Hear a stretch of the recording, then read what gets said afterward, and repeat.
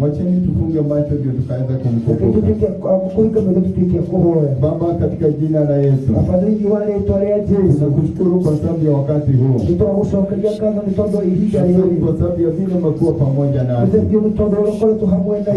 sababu ya uwepo wako ambao uko hapa Bwana. Kwa sababu ya nguvu zako ambao ziko mahali hapa. Tunakushukuru kwa sababu ya mtumishi wako. Hapo umempatia safari njema na akaweza kufika. Asante kwa sababu ya kumtayarisha. Akaweza kumtumia wakati huu. Asimamapo Bwana ukaweze kuwa pamoja naye. Tumia vile uonavyo ni vizuri. Tunaharibu mipango yote ya shetani katika jina la Yesu. Bwana wakati huu tukaweza kukuona. Asante kwa sababu utatubariki na kutuonekea. Asante kwa sababu Bwana utatutembelea. Asante Bwana kwa sababu utatunenea. Na ni katika jina la Yesu ambao tumeomba na kuamini. Amen. Bwana asifiwe. Nashukuru Bwana kwa sababu ya Bishop. Nakumbuka kwamba kuna wakati ambao Mungu alinisaidia nikaamua nitaokoka. Na nikaenda lile kanisa ambao alikuwa. Wakati watu waliitwa nikatokea mahali pale. Na nikaweza kuwekelewa mkono na nikaokoka. Kwa hivyo nashukuru Bwana kwa sababu amenidumisha. Na yule aliniombea angali amedumishwa na Bwana. Wacheni tupigie Bishop makofi wakati anakuja. Bishop karibu. Amen. Amen.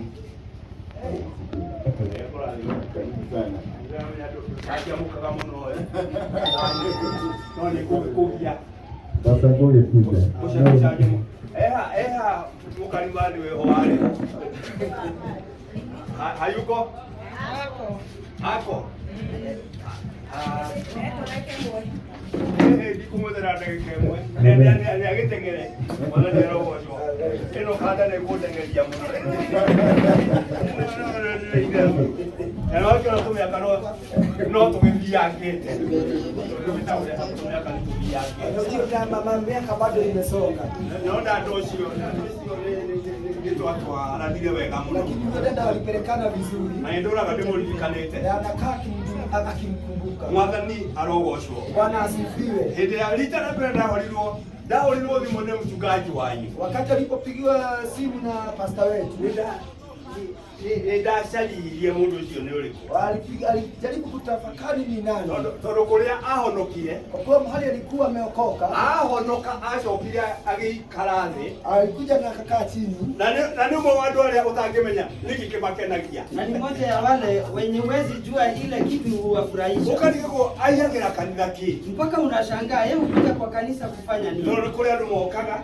Kwa sababu kuna watu kuja kwa kanisa. Ndio moke muone kwaya. Ili waone waimbaji hapa na kwaya yake na wakati waimbaji wanaongoza sifa huyo mtu anatabasamu na akiko na mudosho yake anete makini huyo kinake ukakanigeza oe moko make ni kula nigeza dada yake na kuna mwingine ukuja ili aweze kuabudu Mungu anainua mikono zake kiabudu kinake ukakanigeza ote ili wakaiga takatifu na kuna mwingine ukuja ili aone utukufu wa Mungu kati ya watu wake ati uone daro kanitho ati nikitazama kanisa la Mungu kaigwa koroya kwa roho yangu inafurahia Tona ulia kayegete ali na lile wetu. Nikiona vile Mungu amenena, gaigwa kwa yako ashajamuka. Nasikia roho yangu ikiwa na furaha. Leo ndio brother.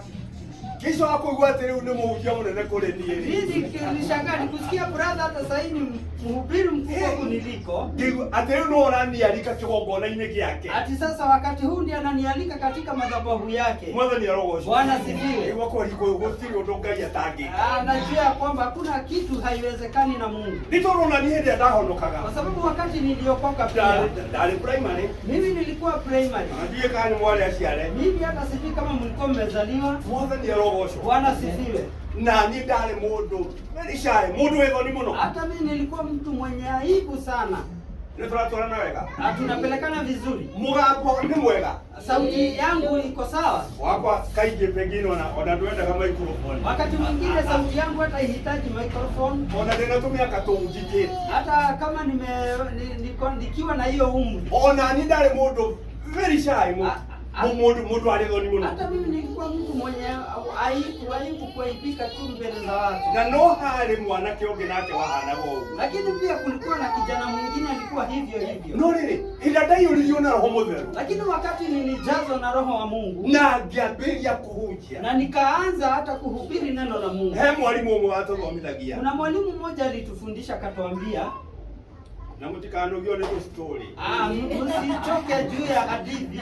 Niko ya neto story tuige muno. Unajua mimi huwa na hadithi mingi. Mwalimu usho agioka akirogama. Huyo mwalimu akakuja akasimama. Hali ya Karoli izoko. Akasimama pale soko kwa Karoli. Hidiria ashodhirio bure. Wakati alitazama watu hivi, wamwetaka Mrs. Gethiri. Yeye alikuwa anaitwa Mrs. Gethiri.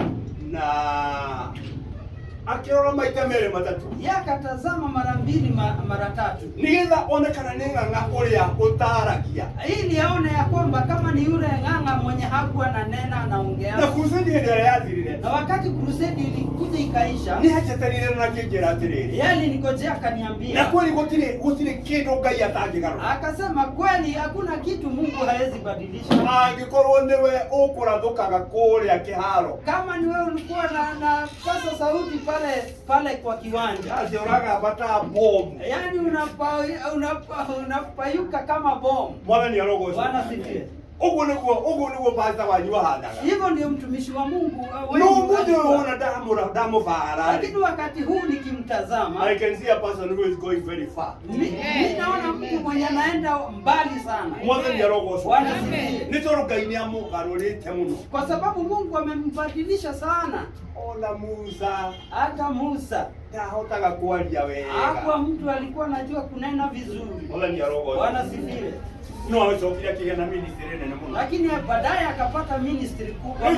Ile tugethie kwehera. Wakati sisi tunaondoka, andu amekuhujia kinya mahujire yothe. Hawa watahubiri dunia mzima. Theine wale twalia mwana. Katika jina la Yesu. Bwana ni arogo. Bwana sifiwe. Nitondire kanitha mwega. Mimi niliona kanisa mzuri. Sasa witondire kanitha mwega. Pasta niliona kanisa mzuri. Henda dokire tukialia. Wakati tulikuja tukanena moja na mwingine. Na taragia uhoro wa mbegu. Na nilinena juu ya mbegu. Seed. The seed ama ile mbegu. Na tukialia uhoro wa seed. Na sisi tukanena juu ya mbegu sana. Bwana ni arogo. Bwana sifiwe.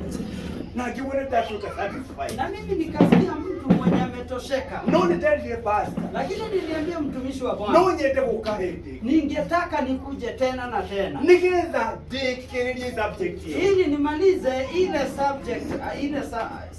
Kwa kendo 3 weeks ago. Kwa hivyo kama wiki 3 iliyoisha, akikihorera. Yakanipigia simu. Akikijira na diary yako. Akaniambia angalia kwa diary yako. Nigetha kiambiri nike ya mwezi. Na ndio katika mwanzo ya mwezi huu wa 12 ukorowe hamwe na iwe. Ukue pamoja na sisi. Nikirora diary na mimi nikaangalia diary yangu. Na tuoneje ile tutikaigire muno thini wa mwezi wa December. Na kwa sababu aliniambia tusiingie sana katika December. Ngikiona day free. Na mimi nikajipata niko free sasa. Kemuhorera thimu. Mimi nikampigia simu. Kimwera nigoka. Na mimi nikamwambia kwamba nitakuja. Na nikiode haha. Na wakati huu ndio niko mahali hapa. Nikinyira mbele ya watu amwe. Na nilifika mbele ya watu wengi hapa. Wala ni arogo. Bwana sifiwe. Na jumete ukorowe kwa Kikuyu. Na unajua nimetoka pande ya Kikuyu. Gekabura huko mbele. Ndio connecting gari shigana. Kwa hivyo na connect gari tatu. Gari kama 3. Mwana ni arogo ucio. Bwana sifiwe. Agido moria tiriri. Ati wetu archbishop na ndure gari. Wengine wanaweza uliza ameitwa archbishop hauna gari. Mwana ni arogo. Bwana sifiwe. Itakiri. Mimi sina gari. Mwana ni arogo. Bwana sifiwe. Ni gari yakwa. Ni gari yangu ndirarazimire muhunjia kuria Embu. Nilibariki mhubiri pale Embu. Mwana ni rogo sho. Ona logbook ye gwakwa. Hata logbook ni mimi niko nayo. Na ni ngomugarurira. Na nitambadilishia iko. Nitamuhiri horo wa historia yakwa. Nilimpatia historia yangu. Uria nyonete mwathani. Vile mimi nimeona Mungu kwa maisha yangu. Na njira ya kumutira Ngai. Na njia ya kumtolea Mungu. Ngaikara muturire itangeikarire. Nikaishi maisha yenye singeishi. Ngaikara nyumba itangeikarire. Mimi ninaishi katika nyumba yenye singeishi. Mwathani rogo sho. Bwana sifiwe. Ni tondu wa kurathima kigongona. Lakini ni juu ya kubariki madhabahu ya Mungu. No, kana Ngai ni kuhe ngari igakande kuhe. Hata kama Mungu atanipatia gari lingine ama I am quite okay. Mimi niko sawa kabisa. Mwathani rogo sho. Bwana sifiwe. Ikite twaigua ndirakinya mbere yanyu. Si unaona hata nilifika mbele yenu. Mwathani rogo. Bwana sifiwe. No ni juu ya terere. Lakini kuna jambo moja najua. Na hitiria ndokete hinde wengi. Hata wakati mwenye nilikuja wakati mwingine. Ndendigire ndungata ici. Niliambia mtumishi wa Mungu. Ucio kanitha Ngai ekwambararia andu. Hiyo kanisa hao watu watabarikiwa na hindi imwe. Na wakati mmoja tu. Muri akurutanie kana na mutari hori. Mkiwa wazee hata kama hamtakuwa wazee. There will be a cathedral. Mwaka kanisa munene makeria. Called by this title. Oriogeta ni analetwa rere. In the name of Jesus. Wala ni rogo sho. Na ni no nyete muru ide wi. Na mimi ningetaka ndugu yangu. No nyete ngakorwo ho. Ningetamani sana nikuwe wakati huu. Unakuruga kurogethie na mutima. Hata kama nitakuwa mkongwe natembea na kijiti. No digete kagi uguo. Lakini sijaamini hiyo. Ni ndiga. Mimi sizai. Mwana ndakajira nyina meriro. Mungu hata alikutia kama nimeinama. Akajira ndogamete taiti. Atakuja kama nimesimama kama mkuki. Mwana ni rogo. Bwana sifiwe. Mwana Ngai toro murathima. Mungu wetu ambariki na roho mweka wega. Na pia mtende mema. Na mũrũ ithe witũ thank you nĩ ũndũ wa ordination. Ndahote ino ndatuĩka archbishop. Amen. No rĩrĩ. Lakini jambo moja ni aria ũhoro wa gũtĩa ndungata cia Ngai. Yeye amenena juu ya kuheshimu watumishi wa Mungu. Na ndio ngĩgwĩciria ndagwetire. Hata maybe wakati mwingine pia nilinena hiyo neno. Nĩndĩmenyagĩrĩra mũno. Mimi hujichunga sana. Na nĩgetha ndikanateo nĩ ũndũ wa title. Ili nisikuwe wa kuheshimiwa sababu ya title. Ya pastor ama title ya pastor. Bishop, archbishop, reverend. Ama bishop ama reverend. No ni nyendaga na nihoyaga. Lakini mimi muomba Mungu ya kwamba mbona tusemania nawe wakati tunakutana na wewe ukona mundu wa Ngai, unaona mtu wa Mungu. Ti pastor ora semanirio nake handu, si pastor nilikutana naye mahali, ti bishop ora igwikire thĩinĩ wa social media, lakini si bishop alionekana katika social media, ti apostle ora igwiko mundu au nolengayo, hata si apostle anasikika hapa ama pale. Mwana ni roho. Bwana sifiwe. Ukiona gĩtwo gũkũ nĩ mũthuri ũyũ. Ukiona nikialikwa hapa na mtumishi wa Mungu. Huyu si mũndũ wa kũnganĩrĩria aujia ndako. Huyu si wa kuokota watu huko. Oko ni uko na kumuteo mutie no uko ndo kumuteo uikare. Kama unataka kumheshimu, kama unataka kumheshimu weka. Na damakaga kanitha ukorwo hana. Yes, tuki vile kanisa itakuwa. No athiaga akapiki. Lakini yeye huenda anachagua. Andu aria oi. Wale watu wote anaamini na anajua. Na githoko tuga mundu ucio ni credible. Na tunasema huyo mtu ni mkamilifu kwa njia zake. Ti mundu ukaga na na mavazi. Si mtu anakuja na mavazi. Wala ni roho hizo. Bwana sifiwe. Mavazi maria maituata. Ama zile mavazi zinafanya watu washtuke. Kofia ikalete huko. Ama zile makofia zinakaa hivi. Wona atu akuhetoka. Wakati anapita mahali. Ukaigwa tariera lirasaidia. Unasikia ni kama hewa imebadilika. Wala ni roho hizo. Mnaona ni kama Mungu ameshuka wakati huu. huo. No achoka wathikagiriria. Lakini ukimsikiza sana, muturire wa mundu ucio, ukisikiza maisha ya huyo mtu, aheagwo gitio ni undu wa nguo icio, anapatiwa heshima sababu ya nguo, aheagwo gitio ni undu wa title, anapatiwa heshima sababu ako na title, aheagwo gitio ni undu wa ngari nene, anapatiwa heshima sababu ya ako na gari kubwa. Mwathani arogwa. Bwana sifiwe.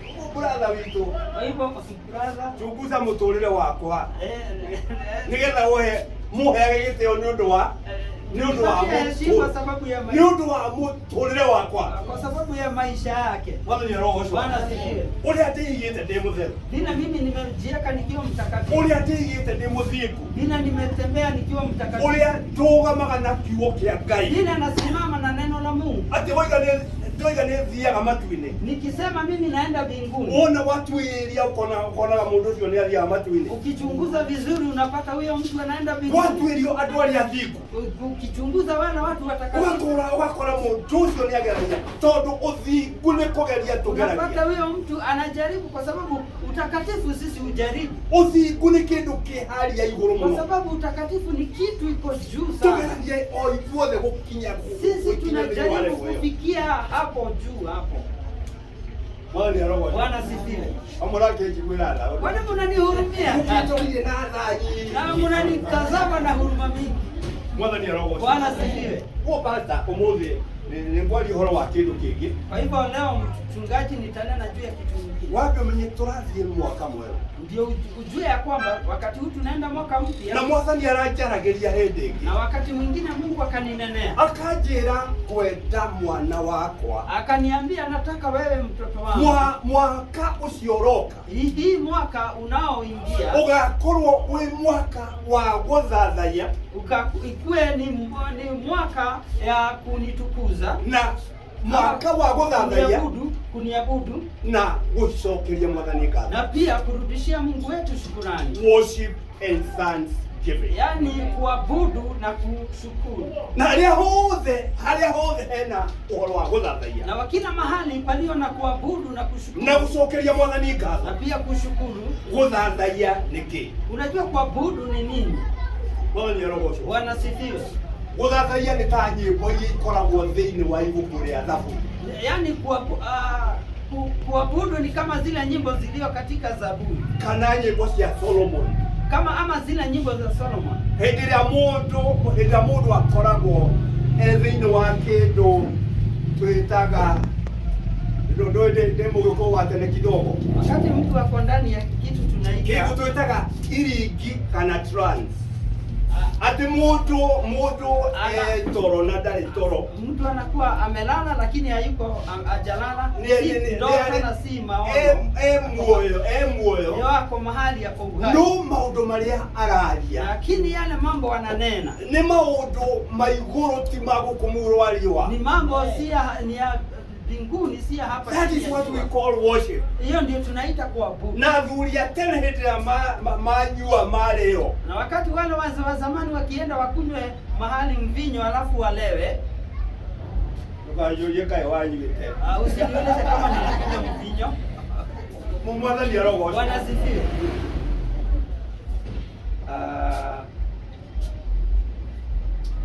Kendie gucoka na kuu. Wacha nisirudi huko ni mbali, wacha nisipite. Mwathani arogocwo. Usipite hiyo njia. Maundu ma ugikuyu ni research jikaga. Unajua mambo ya Wakikuyu ama ile traditional ya Wakikuyu. Nimefanya research. So nijikite ya Agikuyu na ya Maathai. Nimefanya ya Wakikuyu na pia nimefanya ya Wamasai. Nithomete ibuku ria mundu weta wote gugwa thairo. Ninde muthomi. Nimesoma ile kitabu ya Kihungu wa Thairo na historia yake, Jomo Kenyatta facing Mount Kenya, ama na pia Jomo Kenyatta akitazama mlima Kenya. Uhoro wa Kimathai nithomete ibuku ria mundu wetagwo Ole Kureti. Kwa Masai nimesoma juu ya Ole Kureti. Yaragia uhoro how to become a man. Ile inonena juu ya vile unaweza kuwa mwanamume ama mwanaume kamili. Leke ndiye mwitio ucio wothe. Wacha nitoe hiyo kiburi yote. Na nikio ndoiga ndigacoke na kuu. Ndio nikasema wacha nisirudi huko kwa historia hizo. No athuri wona manyua. Wakati wazee walikuwa na kunywa mvinyo, moimaga thĩ ĩno walikuwa natoka kwa hii dunia. Lugha kaina maleveta. Anaimba nyimbo zile za ni kama proverbs zinanena juu ya mambo. No kohe hado harahitanetie na muthoni weri. Na kama kuna mahali walikosana na wale in-laws wake. Ale hagirwo joyi akanyua akerimwa akaina maleveta. Alikuwa anakunywa mvinyo anakosa kujielewa. Anaimba hizo nyimbo za aziele ziko agakoma analala. Na hiyo leo ni arathimire muthoni we. Na wakati huo atapata amebariki mpaka huyo na ni amwehereria kirumi. Na pia amemuondoleshea ile mwathani arogoce. Kogo ina worship.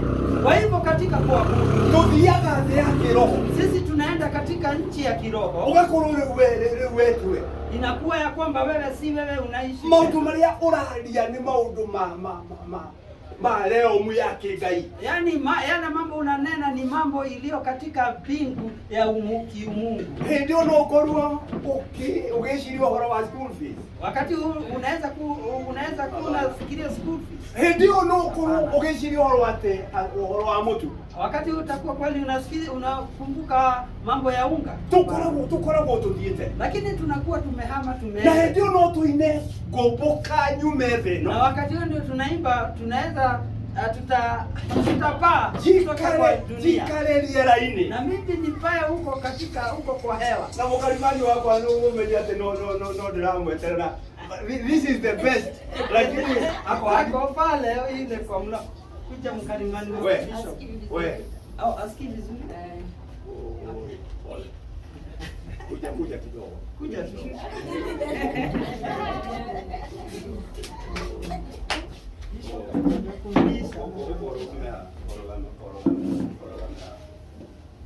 Mwathani ndagucokeria ngatho thiini wa ritwa rĩa gikombe kinene. Mwathani arogocwo. Bwana asifiwe. Uguo ni kuonania mwaka wa 2026. Hivyo ni kumaanisha mwaka wa 2026. Mwathani arenda niĩ thĩinĩ wa mũtũrĩre wakwa. Mungu anataka katika maisha yangu ugakorwo wa gũthathaiya Ngai. Ikuwe ni mwaka tu wa kuabudu Mungu. Ona kũmũcokeria ngatho. Na ikuwe ni mwaka ya kumrudishia shukrani. Mwathani arogocwo. Bwana asifiwe. Na si tondũ nĩ ngakorwo ndĩ mũrathime makĩria ũrĩa ndĩ mũrathime. Lakini si kwamba ati nitakuwa nimebarikiwa vile zaidi ya vile nimebarikiwa. No, ngoro yakwa ikorwo ĩna gĩkeno. Lakini roho yangu ikuwe na furaha tena. Atĩ maũndũ maingĩ magekĩkaga gũkũ thĩ niĩ itaramona. Yaani yale mambo itakuwa inatendeka kwa dunia nisikuwe naiona. Mwathani arogocwo. Bwana asifiwe. Koguo ndĩrenda kwaria ũhoro wa ũitĩrĩrio wa maguta. Kwa hivyo nataka kunena juu ya kumwagiwa mafuta. The anointing. Ama ile mafuta ya anointing. Mwathani arogocwo. Bwana asifiwe. Rekei tũrũgame. Wacheni tusimame. Mwathani ndagucokeria ngatho. Mungu nakushukuru. Na ndatũgĩria rĩtwa rĩaku. Nimeabudu jina lako. Kanitha ũyũ nĩ kanitha waku. Hii kanisa ni kanisa lako. Andũ aya nĩ andũ aku. Hata hawa watu ni watu wako. Ngai witũ nĩ kũrĩ andũ mararuta wĩra na kũu guo. Kuna watu wanafanya kazi huko nje. Na nĩ marathondeka mbeca. Na pia wanatengeneza mali. Na magathondeka mbeca nyingĩ. Wanatengeneza mali nyingi. Ndakũhoya Mwathani. Mungu nimekuomba. Atĩ mũthenya ũyũ ndũgatuĩke wa tũhũ. Hii siku isikuwe siku bure. Kũrĩ ciana ici ciaku. Kwa hawa watoto wako. Ngai witũ ũmarathime. Mungu wangu wabariki. Atĩ nĩ megũtũra maririkanaga mũthenya ũyũ. Ili waweze kukumbuka hili siku milele. Thĩinĩ wa rĩtwa rĩa Jesũ Kristo. Na ni katika jina la Yesu. Nĩndagũcokeria ngatho. Mungu nimekushukuru. Na nĩndakũrathima. Na pia Mungu nimekubariki. Nĩ tondũ ũkwanjanĩrĩria hamwe nao. Kwa sababu utaanza pamoja na wao. No ũtũranie hamwe nao. Na pia udumu pamoja na wao. Nĩ ũndũ wa kiugo gĩkĩ. Kwa sababu ya hili neno naenda kunena. Thĩinĩ wa rĩtwa rĩa Jesũ Kristo. Katika jina la Yesu. Nĩndahoya na nĩndetikia. Nimeomba na nimeamini. Amen. Amen. Rekei tuikare. Wacheni tukae chini. Rekei tuingire thĩinĩ wa Isaya 10. Wacheni tuingie katika kitabu ya Isaia 10 na muhari wa 27. Katika mstari wa 27. Mwathani arogocwo. Bwana asifiwe. Ani kwenda tuthomerwo ni mundu we guthoma Gikuyu wega. Ningetaka nisomee na mtu anajua kusoma Kikuyu vizuri. 27 kirikaniro kĩroigagia na ndikũmũthomithia kĩrĩkanĩro mũno nĩ wamenya hĩndĩ ĩrĩa ngenda mwĩrire ndiendaga gũtinda tũkĩhingũra kĩrĩkanĩro mũno nyendaga kũheana ũhoro. Mimi nataka sana tunakupatiana neno la Mungu. Okay. He mũndũ ũgũthoma Gĩkũyũ wega. Thoma na Gĩthũngũ nĩ twatuĩkire athũngũ andũ aitũ. Kuna Gĩkũyũ pale. Na nĩgũgakinya atĩrĩ mũthenya ũcio atĩ mũrigo wake nĩ ũgakuma kĩande na mũtĩ wake wa ngingo ũkume ngingo naguo mũtĩ ũcio wa ngingo nĩ ũkaninwo nĩ ũndũ wa ũrĩa we ũitĩrĩirio maguta. Mwathani arogocwo. Amen. Ati mũtĩ ũcio wa ngingo katika hiyo nira ya shingo nĩ ũkaninwo itakuja kumalizwa nĩ tondũ wa ũitĩrĩrio wa maguta kwa sababu ya kumwagiwa mafuta ya Mungu. Mwathani arogocwo. Bwana sifiwe. Icoki ketuwe nĩ icoki nira nĩ icoki the yoke. Mwathani arogocwo. Bwana sifiwe. Nĩ kĩndũ kĩritũ mũno. Ni kitu iliyo ngumu na andũ manakorwo magĩkururia icoki na watu wamekuwa kivuta hiyo nira. Ni mahinda maya no mũgũtarĩ maũndũ ta macio. Unajua hata wakati huu mnaweza patana na mambo kama haya. No andũ arĩa manakuo marĩ ngombo. Lakini wale watu washaibeba wakiwa watumwa. Mwathani arogocwo. Bwana sifiwe. Amerika hĩndĩ ya mũthamaki wetagwo Abraham Lincoln. Wakati Amerika katika wakati wa mfalme alikuwa anaitwa Abraham Lincoln. Ni kuna andũ manyitirwo kuma West Africa. Kuna watu walishikwa kutoka West Africa na magĩtwarwo Amerika na makĩria magĩtwarwo South America. Wakapelekwa Amerika ama upande wa chini wa Amerika. Mwathani arogocwo. Bwana sifiwe. Magĩthiĩ makĩheo wĩra wa kũrutaga wĩra igwa-inĩ na wakapatiwa kazi ya kufanya katika shamba la miwa. Na nĩ wamenya hĩndĩ ciothe mũndũ arĩ mũnyite mĩgwate. Na unajua wakati mtu ameshikwa mateka kana mũndũ akorwo njera ama kukua kama katika ndani ya njera ndakoragwo ena gwĩciria we mwene. Huyo mtu kama huyo afikiri kama akuangi mtu akafikiri kawaida. Uria wewe wĩciragia uria wĩciririe rũcinĩ. Kama vile wewe uliamka asubuhi na ukafikiria. Kana ũrĩa wĩciririe hwaĩ. Ama vile ulifikiria jana usiku. Ati rũciũ wona gwakĩa. Ati jana rũciũ wona gwakĩa. Kesho kikukucha. Nĩ kathiĩ kanitha thĩinĩ wa Naroki. Mimi nitaenda katika kanisa la Naroki. Nogakorwo ndĩrokoro ũguo atĩ nĩ kũhũgũya. Na ikakuwa huku kuja tu hivyo sababu nĩ ũramenya kũrĩa ũrathiĩ. Lakini ulikuwa unajua mahali unaenda. No ũrathiĩ nĩ ũndũ wake. Na ulikuwa unajua sababu ya kukuja kanisa. No mũndũ hĩndĩ ĩrĩa andũ maranyita hĩndĩ ĩrĩa me ngombo. Lakini wakati watu ni watumwa. Mwathani arogocwo. Bwana sifiwe. Matiĩciragia mũndũ ndakoragwo akĩmenya. Hawakuangi na fikira timamu. Nĩ tondũ nĩ gwĩcirĩrio eciragĩria. Kwa sababu yeye kuna mwenye anafikiria juu yake. Akarutithio wĩra mũritũ. Anafanyishwa kazi ngumu. Mwathani arogocwo. Bwana sifiwe. Na muone nĩ ndimicaga ici. Sinaona mimi sihitaji. Mwathani arogocwo. Bwana sifiwe. Kana mũkora tũcihũthĩre. Ama mnataka tuzitumie. Mwathani arogocwo. Bwana sifiwe. Ti gũthuraga wĩra ũrĩa kũruta. Yeye hachagui ile kazi anafanya. Ti gũthuraga gũthiĩ wĩra hĩndĩ ĩrĩkũ. Hachagui ile wakati ataenda kwa kazi. Nĩ gwĩcirĩrio eciragĩria. Lakini kuna mwingine anafikiria juu yake. Magacoka makarutithio wĩra ũcio wa gũtindĩka wa gũkua indo na icoki. Wanafanyishwa hiyo kazi ya kubeba vitu na nira. Na makoragwo mohereirwo marĩ andũ aingĩ. Na wanakuwa wamefungwa wakiwa watu wengi pamoja. Makururie kĩrori kĩnene. Ili waweze kuvuta lori kubwa ya mizigo. Makathiĩ makĩhũragwo. Wanaenda wakichapwa. Torĩa wonaga bunda ĩkĩhũrwo. Kama vile unaona punda ikichapwa. Andũ acio magaconoka mĩĩrĩ. Hao watu wanakuwa kugwaruzwa kwa Andũ acio nako mũndũ nĩ mũrwaru. hata huyo mtu kama ni mgonjwa. Agakua icoki. Pia anaendelea kubeba hiyo nira. Na nĩ gũkinyĩra hĩndĩ ĩmwe. Lakini inafika wakati mwingine. Andũ acio makaremwo. Hao watu wanashindwa. Magacokio na thutha na icoki rĩu. Yaani wanarudishwa, wanavutwa nyuma na ile. Magaconoka mwĩrĩ. Na wanakuwa kugwaruzwa mwili yote. Na rũciũ no magathiĩ wĩra. Kesho mwisho watamkia kazi. hata ukora. Kwa hivyo unaweza wapata. Mathiaga makinya mbele. Wanaweza kuwa naenda hatua mbili mbele. Magaso kama kabusio makinya manavuta. Lakini wanavutwa nyuma hatua kama 4. Hiyo ndio tunaita nira. Usio nisio tutakaisho. No kirikane ko igatere. Lakini Biblia inasema ya kwamba ati shokire unerekehera. Ati hiyo nira itakuja kuondoka. Ni undu wa uitererio wa mafuta. Kwa sababu ya kumwagiwa mafuta. Uitererio wa mafuta ni kile. Kumwagiwa mafuta ni nini? Uitererio wa mafuta ni kutoa anointing. Yaani kumwagiwa mafuta ndio tunaita anointing. Upako wa mafuta. Na githuku. Na katika kwa kizungu. Tukitoa kuga na githuku ni riri. Tukisema kwa kizungu ni it is the energy to do work. Ni ile kuwepo nguvu ya kutenda kazi. Ukagia na hinya oge, unawekwa nguvu ya ingine utarale naguo, nguvu yenye haukuwa nayo. Ukauta gwika maundu utagireke, unafanya kazi yenye haungeweza kufanya. That is the anointing. Hiyo ndio tunaita upako. Mwathani arogoco. Amen. Mundu witwa Samson, mtu anaitwa Samson ni orangire andu aingi muno na rukambucu rwa ndigiri. Aliua watu wengi na ile bono. Ukaigua andu ngiri imwe, watu kama 1000.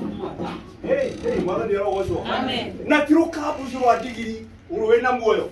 Na sio mfupa ya punda. Mwathani arogoco. Mwathani arogoco. Ona ndio. Mwathani arogoco. Amen. Ni rukambucu. Ni hiyo mfupa. Roikarite. Iliyokaa. Rugathererio ni mai. Ikakuwa ya kubeba maji. Rukahia ni riua. Ikachomeka na jua. Hitisi kale mwone kuria. Mpaka wale wanyama haina wakashindwa fisi. Wakashindwa kuikula. Nijua haidiate.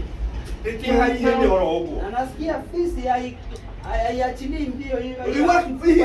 Yendera tikuone. Ukiona fisi kiachilia mfupa, yendera ngerikaire oru. Hiyo mfupa imekaa vibaya. Kogo ni rukambucu rutare na muoyo. Kwa hivyo ni hiyo mfupa yenye haina uhai. Rukanyitwa ni mundu. Inashikwa na binadamu. Wina anointing. Mwenye akona upako. Anointing igatuma wona aro yoyoguo. Mpako inafanya akirusha hiyo. Rukarekia andugiri imwe. Inaangusha watu 1000. That is the anointing. Hiyo ndio tunaita upako.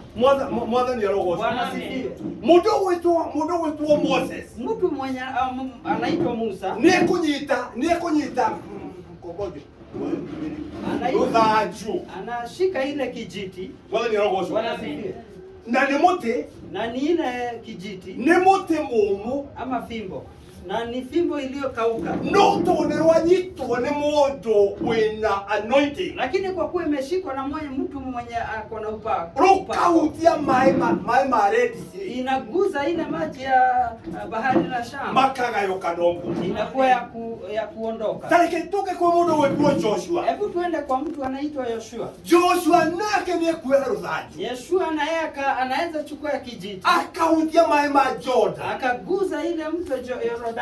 Magatoka noguo. Na hiyo pia inakuwa njia. Atu makagerera njira nyomu. Watu wanapita kwa njia kavu. That is the anointing. Hiyo ndio nasema juu ya upako. Ni uri waigirira mundu moko. Ushaiyekelea mtu mkono. Togo twahoya dada witu. Kama vile tumeombea dada yetu. Oko ni kionje gigokira na gikambiriria. Kama ni kiwete anaamka na anaanza kutembea. Maundu macio ni ndana mona. Haya mambo nimeyaona kwa maisha. All the way from 1974. Kutoka katika mwaka wa 1974. Revival ya 1974. Ile revival tunasemanga ya 1974 bwana. Ili twalikuwa. Sisi tulikuwa uhai wakati huo tulikuwa. Bwana ndio Bwana.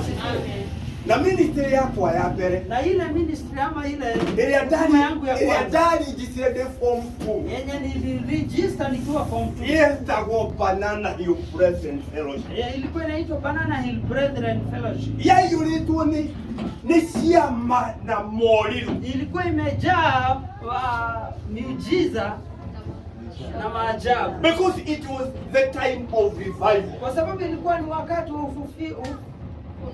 Ufifia. Mwathani arogocwo.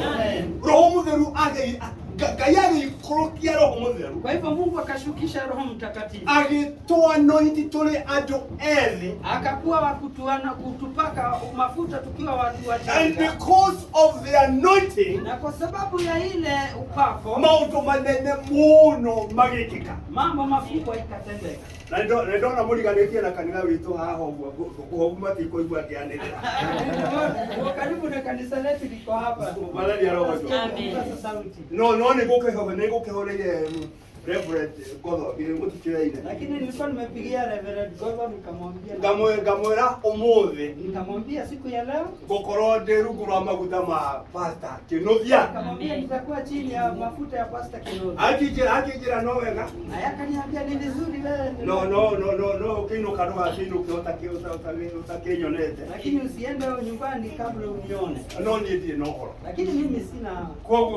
Kogo nije mati kwa kihoyo kaguku. Kwa hivyo hata sikia nikipasa sauti hapa. Mwathani arogocwo. Bwana sifiwe. That is ate niukehererio nira. Ati utaondolewa nira.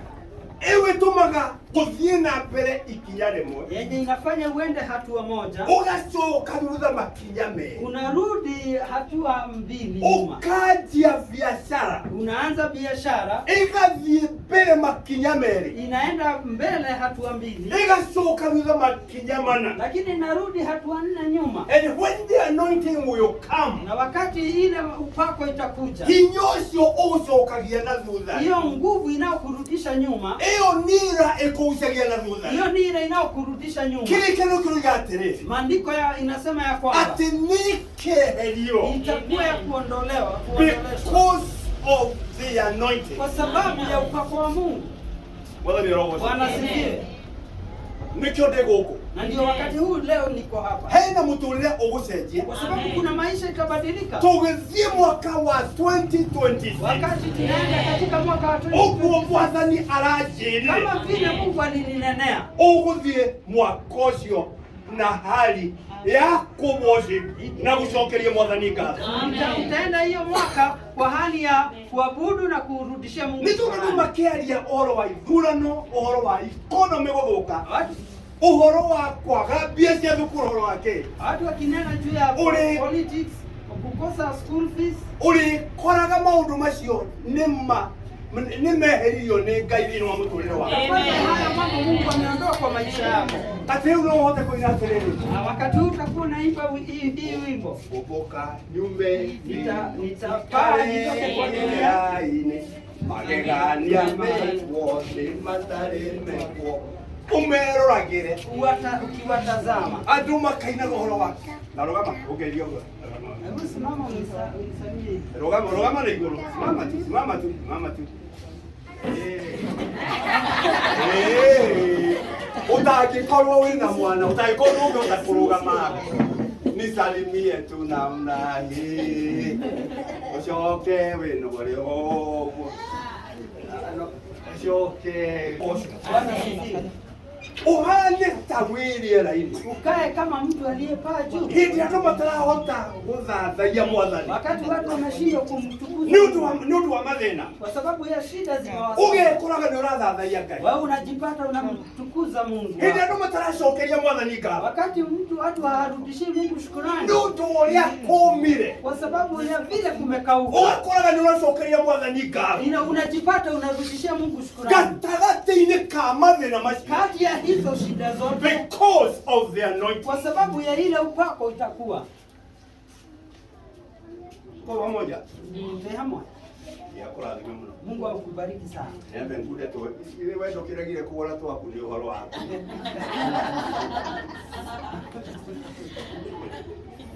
Ndakurire tutuke amukia ni getho nyuage tu mai ukirega ni uhoro waku. Wona ndakunda we ukameria.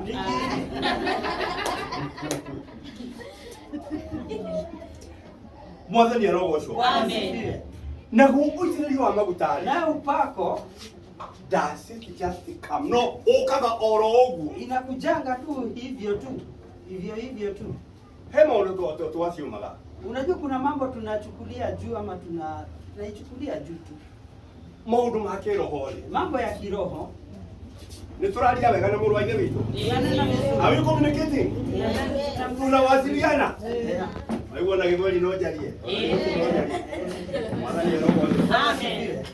No twaciariririe igĩtũnogia. Lakini tulinana tukachoka. Tukihũthĩra microphones iria nyinyi na iria nene na igĩtũnogia. Tukatumia microphone kubwa na zile ndogo tukachoka. Rĩu ĩno ĩtagwo vocal cord nake.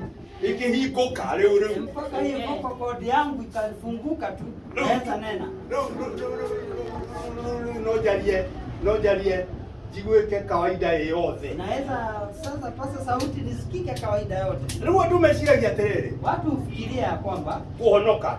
Kuokoka. No kuonoka, no kuga nĩ wahonoka. Ni kuokoka tu kusema tu nimeokoka. No nĩ wĩra ũkoragwo ũrutĩkĩte. Lakini kuna kazi kubwa imefanyika. Mwathani arogoce. Amen. Gũkoragwo mũndũ nĩ eruta. Inakuanga mtu amejitoa.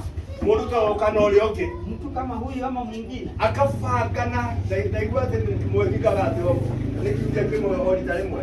Nilisikia mnajifunza kwa wiki siku moja. Ũreciria atĩ kũhinga atĩ nĩ kaũndũ kanini. Wewe unafikiria kujifunga ni kitu. Mwathani arogocwo. Bwana sifiwe. Ithuĩ kuma hĩndĩ ĩrĩa twanjĩrĩirie ministry. Kutoka wakati tulianza ministry. Kwĩhinga ti kĩndũ kĩũthũ. Kufunga si kitu rahisi. Hĩndĩ ĩrĩa twarĩ na inyuĩ hĩndĩ ĩyo ĩngĩ. Wakati tulikuwa na nyinyi wakati mwingine. Andũ twathomire thĩinĩ wa kĩrĩkanĩro thĩinĩ wa Koherethi 11. Tulisoma katika Koherethi 11. Tukaria ũhoro wa gũikia mũgate waku maĩ-inĩ. Tukaambiwa juu ya kuweka mkate wako kwa maji. Tarĩu ĩyo reference ũkwagĩrĩirwo nĩ kwandĩka handũ. Tondũ rĩu rĩ na mũrĩ ithuĩ gwitũ nĩ tũthiangĩte na mbere kidogo na tũkoragwo na screen. Sisi tunakuanga na screen katika kanisa. Koguo nĩ twandĩkagĩrwo. Kwa hivyo tunaandikia pale kwa screen. Koguo rĩu mũhunjia gwitũ athiaga kwa. Kama mhubiri wetu anaendanga tu. Nĩgetha we wandĩke. Ndio wewe uandikiwe pale. Na watu wa gwitũ nĩ mamenyerire. Hao watu wetu walikuja wakazoea gũtengerania na mũhunjia. Yaani kukimbishana pamoja na mhubiri. Mwathani arogoce. Bwana sifiwe. Koguo kuonoka to gũkaga oro ũguo. Yaani kuokoka haikuji hivyo rahisi. Kwĩ matayarisho marĩa mekagwo nĩ ndungata ici cia Ngai. Lakini kuna matayarisho wa watumishi wa Mungu nĩgetha mũgĩe na crusade ili muweze kuwa na makrusade. Ihũthĩre mbia, zitumie pesa, mwĩrutĩre kũhoya, na nyinyi mjitolee pia kuomba. Ucoke ũikie mũgate waku maĩ-inĩ. Na pia urushe mkate wako kwa maji mingi. Mũtũrĩre waku ũkawĩkia maĩ-inĩ maingĩ. Yaani ni kama maisha yako unaweka kwa maji mingi. Told you kĩrĩkanĩro kĩaria ũhoro wa maĩ maingĩ. Na ndio nikakwambia Biblia kinena juu ya maji mingi. Ti maĩ ma basin. Si maji ile ya basin.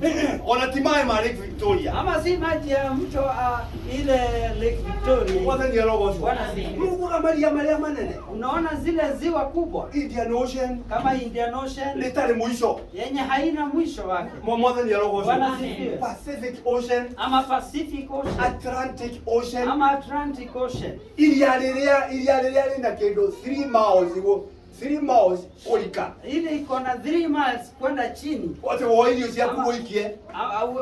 Uchukue chakula yako urushe. Ũikie kuote na nĩ ũgaciona thutha wa matukũ maingĩ. Weka pale kilindini na utazipata kwa siku mingi. Ũguo nĩ kuonania hĩndĩ ĩrĩa ũrehinga. Hivyo ni kumaanisha wakati wewe unajifunga. Haya.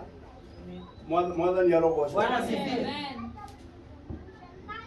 Dada ũngĩhinga thikũ ithatũ. Dada ukijifunga siku 3. Kuma hau thikũ icio ingĩ igũthiĩ na mbere. Kutoka hapo hizo siku zingine utaendelea. Ndikora kwaria mũno. Sitaki kunena sana. Ndugu ũngĩhinga thikũ 7. Ukijifunga siku 7. Thikũ icio ingĩ igũthiĩ na mbere. Hizo siku zingine zitaendelea. Icio igwa tũkĩhithia thikũ 40, thikũ 30. Hizo tunasema siku 40 ama 30. Hakoragwo Roho Mũtheru aingĩrĩire. Inakuanga Roho Mtakatifu ameingilia kati. Otherwise thikũ 7 ũtekũrĩa na ũtekũnyua. Kwa sababu siku 7 bila kula na kunywa ikwaria mũno no nĩ ũkũringa thĩ. Utaanguka, utakufa. Mwathani arogoce. Bwana sifiwe. Kwa sayansi yugaga. Kwa sababu sayansi inatuambia mũtumia agĩrĩirwo nĩ gũikara thikũ 3 atekũrĩa. Mwanamke anafaa kukaa siku 3 bila kula. Na mũndũ mũrume, lakini mwanaume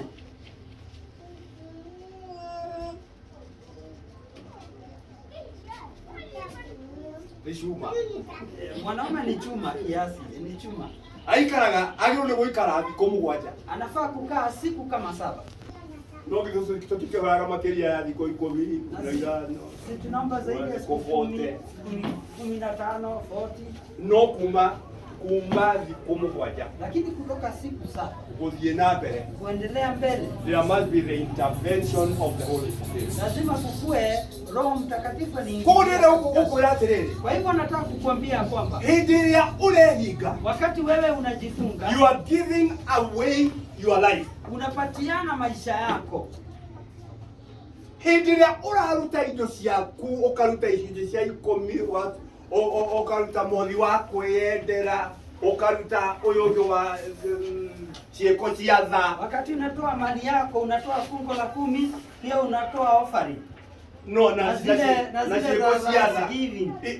Chieko cia tha iria uiguagira mundu tha ukamuteithia. Ama zile za compassion ama kindness unasaidia mtu. Bwana ni roho ucio.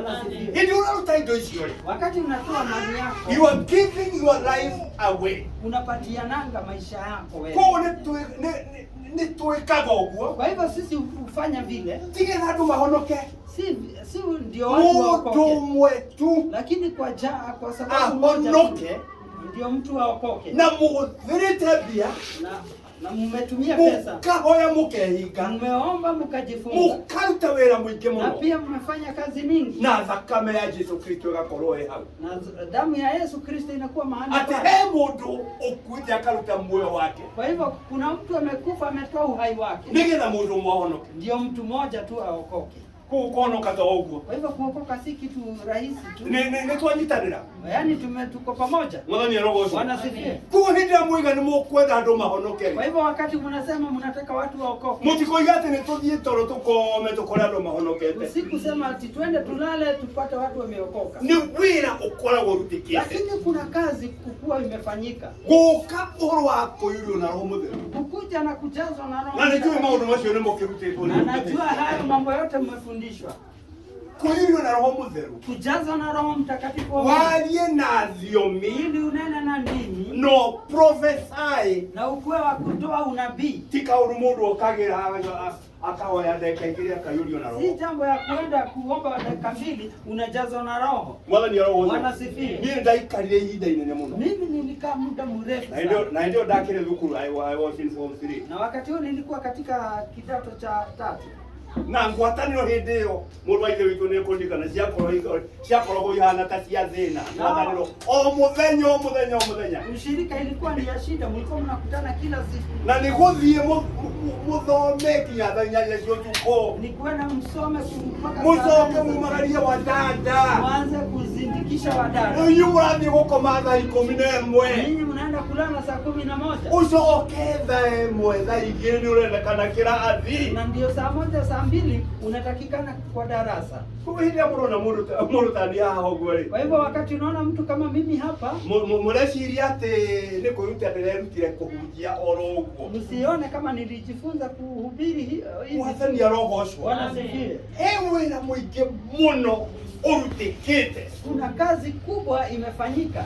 Ndahoya ihinda inene muno. Mimi niliomba kwa muda mrefu. Heke nyumba kimwe ndathia kuhoya. Kuna nyumba fulani nilikuwa naenda kuomba. Kageria kuhoya. Nilikuwa najaribu kuomba wakati huo. Ndio mitiro mwa roho mutheru ndaroka. Na jaribu kuomba in tongues. Roho Mtakatifu akuje. No mahoya mahinda inene. Lakini kwa sababu ya maombi ya muda mrefu sana. Tutajira ati hebu niambia kwamba ni communicate na mũrũ wa ithe witũ ni turamwarĩria tunamnenea mwathani roho amen. Kwa hivyo turamwarĩria mutare tuikare thĩ. Ukisikia ni kama tuneni tuambie tukae chini. Mwathani roho Bwana asifiwe. No hĩndĩ ĩmwe ndio torori. Lakini wakati mmoja kama nimelala. Niguo roho mutheru okire. Roho Mtakatifu akashuka. Na ngĩigua rũrĩmĩ rwakwa ta rwanyitwo. Nikasikia ni kama na rũkĩambia kuvibrate. Inaanza kuvibrate. Mwathani roho ucio. Bwana asifiwe. From there. Na kutoka siku hiyo anointing ikiambiria kuruta wira. Upako wa Mungu kaanza kufanya kazi. Andũ makiambiria kuhonoka, sio je ikiambiria guthii. Watu wakaanza kuokoka, yetu wakaanza kutembea. Because of the anointing. Kwa sababu ya upako wa Mungu. Mwana ni roho. Bwana asifiwe. Leo ndio anointing. Nao upako wa Mungu. Ndio ndio tualie uhoro wayo. Hiyo upako ndio tunanena juu yake. Kwa ndio yesiria terere. Kwa hivyo usifikiria kwamba mundu manene no mekike. Mambo makubwa inaweza tendeka. Ndio wamoya waliohoyaga. Kwa sababu hiyo maombi kidogo una. Ndio wakogosha dakika 2 kwa sababu ama kukuja kusifu dakika 2 hapo. Mwathani arogosho. Bwana asifiwe. Ningura turoneka undu kamwe. Nataka tutazame jambo moja. Na bemwe.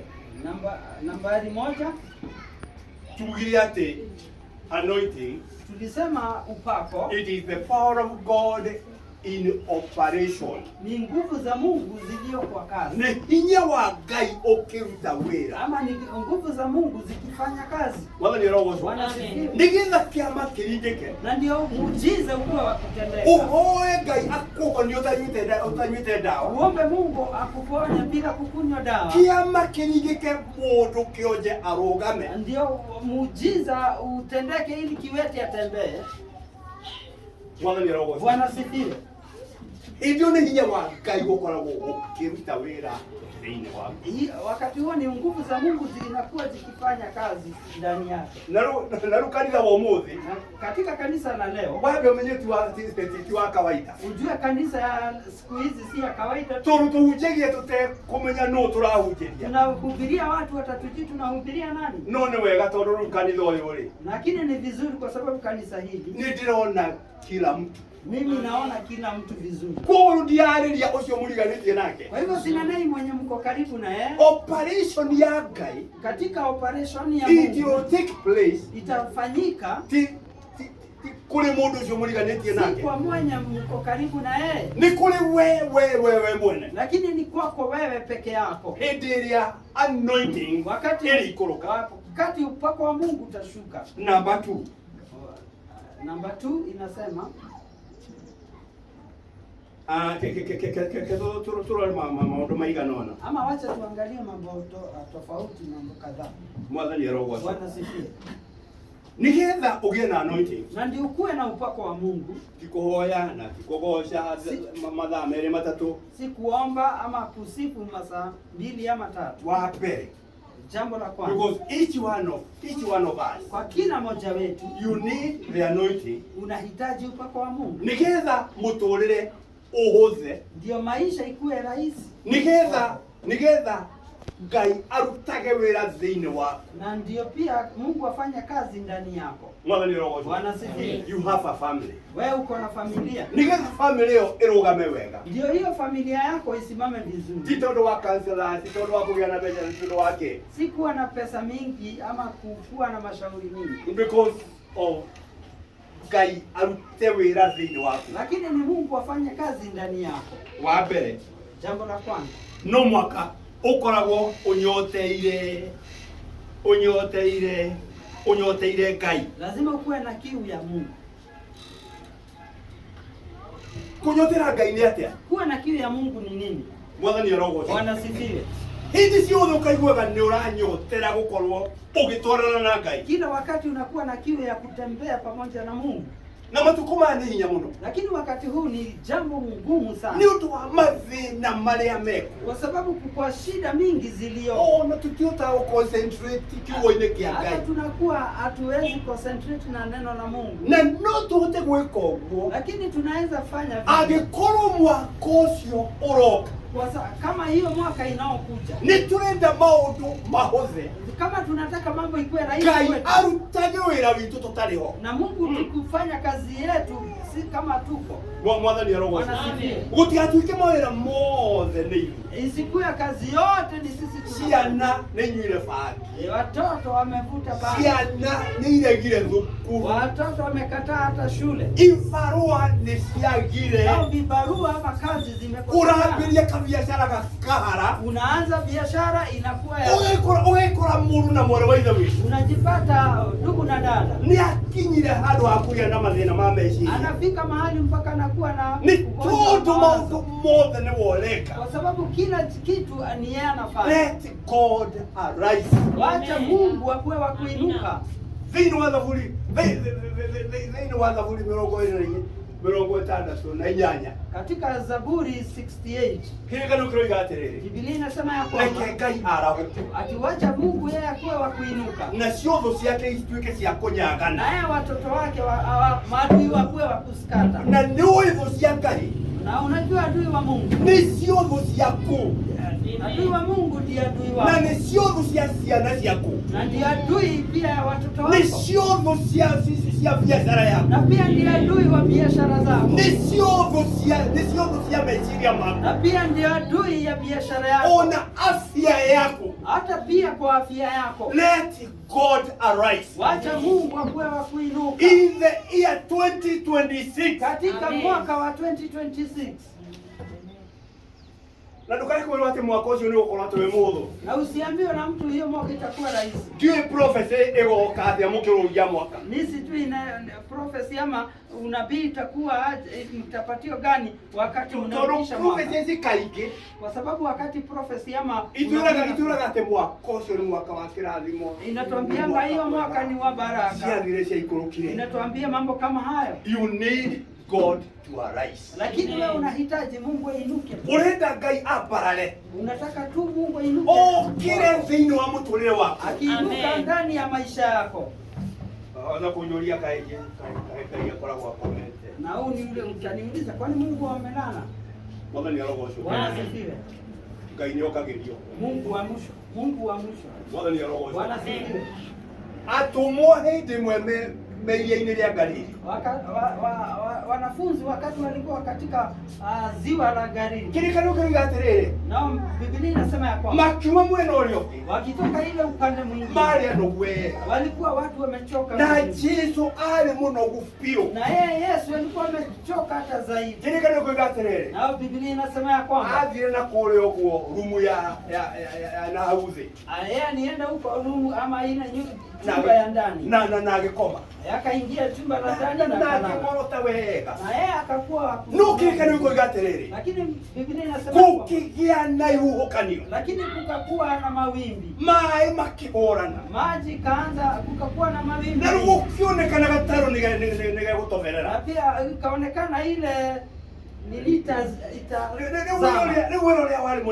lakini ile kazi kubwa ni kuruta maji macio maraingira magi kutoa ile maji ilikuwa inaingia katika ile na makiabiria kumenana na wao wakakuwa wakukosana wao kwa wenyewe. Maundu marerituha wakati mambo itakuwa mabaya kanitha-ini uyu katika kanisa hili muri abiria kumenana mtapata nyinyi mnakosana wenyewe hindi iria maundu mathukana mucii wakati mambo imeharibika kwa nyumbani matuone makoma na shaitani kila mtu anakaa ni kama shaitani siana ni shaitani watoto ni kama mudhuri ni shaitani pia bwana ni kama shaitani hata mama shaitani hizo siothe ama shaitani wote wona sianyitana huko nyumba le wakishikana kwa nyumba hivi ukaona kwa shaitani unakuwa kama kwa shaitani kabisa. Mwathani arogocwo. Bwana asifiwe. Kuoguo gukigenda thina gataru-ini kau. Kwa hivyo wakati kulikuwa na shida katika magicoka makiririkana ina nituma na mutani. Wanafunzi wakakumbuka kumbe tulikuwa na mwalimu. Na ni mamenyaga wega atiri. Na walikuwa najua ya kwamba hiti yothe mena Yesu. Ati kila wakati wakiwa na Yesu. Matingĩahotire. Awange kuwa na njaa. Yesu Kristo ni multiply irio nini kaija. Kwa sababu Yesu alikuwa na multiply chakula kidogo inakuwa mingi. Hiti kwagĩa na mapepo. Ama wakati wamepatana pia na mapepo. Niwe wakoragwo mbere kumeheria. Yeye ndiye alikuwa mstari wa mbele kuondoa. Arutwo makoragwo maikarĩte wega mũno. Kwa hivyo wanafunzi walikuwa na kazi. Hiti na mena Mwathani Yesu. Wakati wako na Yesu. Mwathani arogocwo. Bwana asifiwe. Kumakirikana na nituma nake. Lakini wakakumbuka ya kwamba kweli tuko na yeye. Mundu umwe agikoroka na kuu muya. Mmoja akaenda huko chumba la chini. Agithia gikora Yesu. Kirikana turiga atiriri. Akapata Yesu. Biblia inasema ya kwamba ati eigiririe ka cushion. Ati yeye alijiekelea cushion kwa kichwa. Komete agucitie wega muno. Yeye alikuwa amelala vizuri. Andũ hĩndĩ ĩrĩa kwagĩa na mathĩna watu wakati kuna shida makoragwo marĩ arakaru. Watu wanakuanga watu wamekasirika. Ni Kenya matukũ maya rĩ katika nchi yetu wakati huu atu mathia amenyereire muno matatu-ini. Watu wenda ukijichunga sana kwa matatu. Tani ndemenyagirira muno. Kama mimi ujichunga sana. Tondu ugethi uguo ukinye mundu. Kwa sababu ukienda ukanyagia mtu. Iondu iyo kwirwo. Zile mambo utaambiwa. Tondu andu ndiara. Kwa sababu watu wako na mahasira. Ugethi na njira uguo. Ukienda kwa barabara. Turemenyerera muno ndugathi uringe mundu kiate. Unajichunga usigonge mtu. Ukula mundu mara matari moneka thina. Kwa sababu atakwambia mambo yenye ni undu kwa mathina. Kwa sababu ya shida mingi wanapitia. Mwathani arogocwo. Mundu arakio uguo akaigua riu. Ni akuraga urute muoyo wa mwana waku. Mtu ananyamaza na anapanga hata kuua mtu. Umuthinje. Yaani umchinje tu. Ni tondu wa mathina makare marakara. Kwa sababu ya shida zinaleta hasira. Marakara magekira uguruki mundu akagutuka. Hasira inaeka mtu wazimu. Mundu rathinja mundu. Mtu anachinja mtu. Mundu ucio ti mundu. Huyo mtu si mtu. Na ninakiwa mundu macio mara happen each and every day. Na hiyo ndio mambo tunasikia kila siku. Ni tondu Yesu ndariho. Kwa sababu Yesu hayuko mahali pale. Koguo uria wathire gukiria Yesu. Kwa hiyo mwenye alienda kuamsha Yesu. Athire akimuria atiriri. Yeye alienda kamuuliza kwamba murutani ko taramaka. Wewe mwalimu, kwani na ni gukua turakua? Wakati huu tunaenda kuangamia. Tukuraga atiriri muroine witu. Tulikuwa tunaambiwa ati emenyagirira muno. Yeye alikuwa anasema anajichunga sana. Akereria ndungata yake. Hata akinena na mtumishi wa Mungu. Mwathani arogocwo. Tondu ndekwenda kwaria uruo no mwe. Kwa sababu hataki kunena mambo mabaya. No akinye handu na atigana kinye. No akinye handu mahali hinde marakara maikiha. Wakati hasira zitaingia. Ni undu wa mathina. Kwa sababu ya shida mingi. Athia murie kayo taramenya ora kurathie na mbere. Enda muulize kwani hujui kunaendelea aje? Mwathani arogocwo. Bwana sifiwe. Niguo mundu ucio athire kwira Mwathani. Na hivyo ndio huyo mtu alienda kwa Mungu. Ko taramaka ni gukua turakua. Kwani wewe ushtuki tunaangamia? No Yesu ni Ngai. Lakini Yesu ni Mungu. Kirekano turoiga atiriri. Na Biblia inasema ya kwamba ndahindukire oro ugu agitengera. Yeye hakutoka tu akakimbia. Ati tondu kwina mathina. Lakini ati sababu kuna shida. Haria hothe Yesu ari. Kwa sababu kila mahali Yesu yuko. Mathina matininaga andu. Yaani shida hazimalizi watu. Ni tondu Yesu niari gataru-ini kauri. Kwa sababu Yesu alikuwa kwa ile Amerika. Nikio gatakorirwo kagaruruka. Ile Amerika haingezama. Ando wazine kagiagarurukanite. Kwa sababu ingekuwa imezama. Tondu Yesu ethine wa ngoro yako. Lakini kwa kuwa Yesu ako ndani yako. Nikio utaruranirwo ni mathina. Ndio ujaangamiza. Thini wa bururi uyu wa Kenya. Katika hii nchi ya Kenya. Nikio utathinjite ciana ciaku. Ndio utachinja watoto wako. Nikio utamacinite thini wa nyumba. Ndio utachoma kwa nyumba. Because Jesus is there. Kwa sababu Yesu yuko ndani, ako hapo. Bwana ni roho. Bwana sifiwe. Huo ndio nikura marakara. Kwa hivyo watu wanakuwa na hasira mingi. Ndio akwagia na mathina. Wakati kunakuwa na shida mingi. Yesu agithia agĩũkĩra. Lakini Yesu akaamshwa. Na ndokĩrire atengerete. Lakini hakuamka amekimbia. Okĩrire akĩnogora. Aliamka akakuwa kujistretch. Akinogora magũrũ. Akastretch miguu yake. Agicoka akiambata wega mosi. Akapanda polepole katika zile stairs. Agĩkora andũ mahũmĩte mũno. Akapata watu wamechoka, wamehema sana. Bwana ni roho. Bwana asifiwe. Yesu ndanogete. Yesu hajachoka. Bwana ni roho. Bwana asifiwe. Yesu ndagĩte mbeca. Yesu hajakosa pesa. Ngai ndagĩte school fees. Yesu hajakosa hata school fees. Ngai gũtirĩ biashara athũkĩtie. Mungu hakuna biashara ameharibu. No ni aroka. Lakini anakuja gũthondeka kĩrĩa gĩthũku. Anakuja kutengeneza iliyoharibika. Koguo Yesu. Kwa hivyo Yesu Kristo nĩo kĩragio. Yesu amshwa. Na nĩkĩo kĩrĩkanĩro kĩroiga. Na ndio Biblia inatuambia kwamba reke Ngai arahuke. Atiwacha Mungu ainuke. Na nĩguo Ngai areka nĩ ũndũ wa mwaka ũcio. Na ndio Mungu anafanya juu ya mwaka wa 2020. Mwathani arogoce. Bwana asifiwe.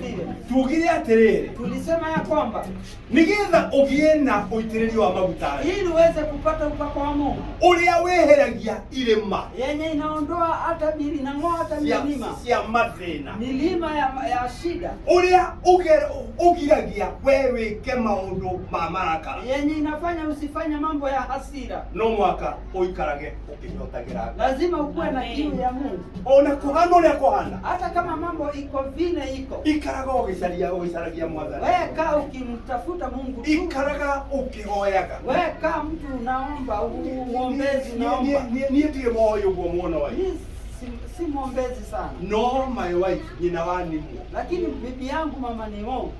Ucio ni andu aria ungimuruta mahoya-ini. Huyo ni wale watu kimuondoa kwa maombi. Nito urutite thamaki mai-ini ukamiiga thi nyumu. Ni kama utoe samaki kwa maji uiweke kwa nchi kavu. Mwathani arogoco. Amen. Mahinda maria okiraga ona ciana ciake ni imwe. Hata ile wakati anaamka Moigaga nyina wao ndari undu ungiekara. Wanasemanga mama yao hakuna kitu no kumahoera amahoya ni kuomba naombea na kuombea. Mwathani arogoco. Wanasifiwe. Leo niona ndemuhukia. Ni hata nikiwa mhubiri. Ni keragia kuhana uguo. Mimi ujaribu kuwa kama yeye. No uguo ni kuga atiriri. Na hivyo ni kama kusema this woman kana mutumia uyu ri huyo mama aikaraga ena nyota wa Ngai. Anadumu kuishi akiwa na kiu ya Mungu. Aikaraga akihotagira Ngai. Yeye anakuwa na njaa ya Mungu. Mwathani arogoco. Wanasifiwe. Nake mutumia ucio wakwa na yo bibi yangu gutiri undu mumwakari guku murwariwa. Hakuna kitu ufanya ona mathina moka mariku. Hata shida zikuje za aina gani. Wathie wamwira akoraga Ngai ni aroka. Ukienda kumwambia anasema Mungu anakuja. Wathie ona ciana ciake. Hata watoto wake wakienda kwake. Wona mamurehera mathina. Wakileta shida kwake na maundu macio mokaga makeara we. Na hiyo mambo inakuja inajieka vizuri. Mwathani arogoco. Amen. Kumura moroithe witu. Kwa hivyo ndugu na dada, for you nigetha ugie na uitiririo wa maguta kwako ili uweze kuwa na upako, nigetha Ngai arutage wira thiini waku, ili Mungu aweze kufanya kazi ndani yako, no mwaka uture unyotagira Ngai no kamuhutira. lazima udumu ukiwa na kiu na njaa ya Mungu. Mwathani arogoco. Bwana sifiwe. Undu ucio ungi wa keri, hiyo jambo la pili,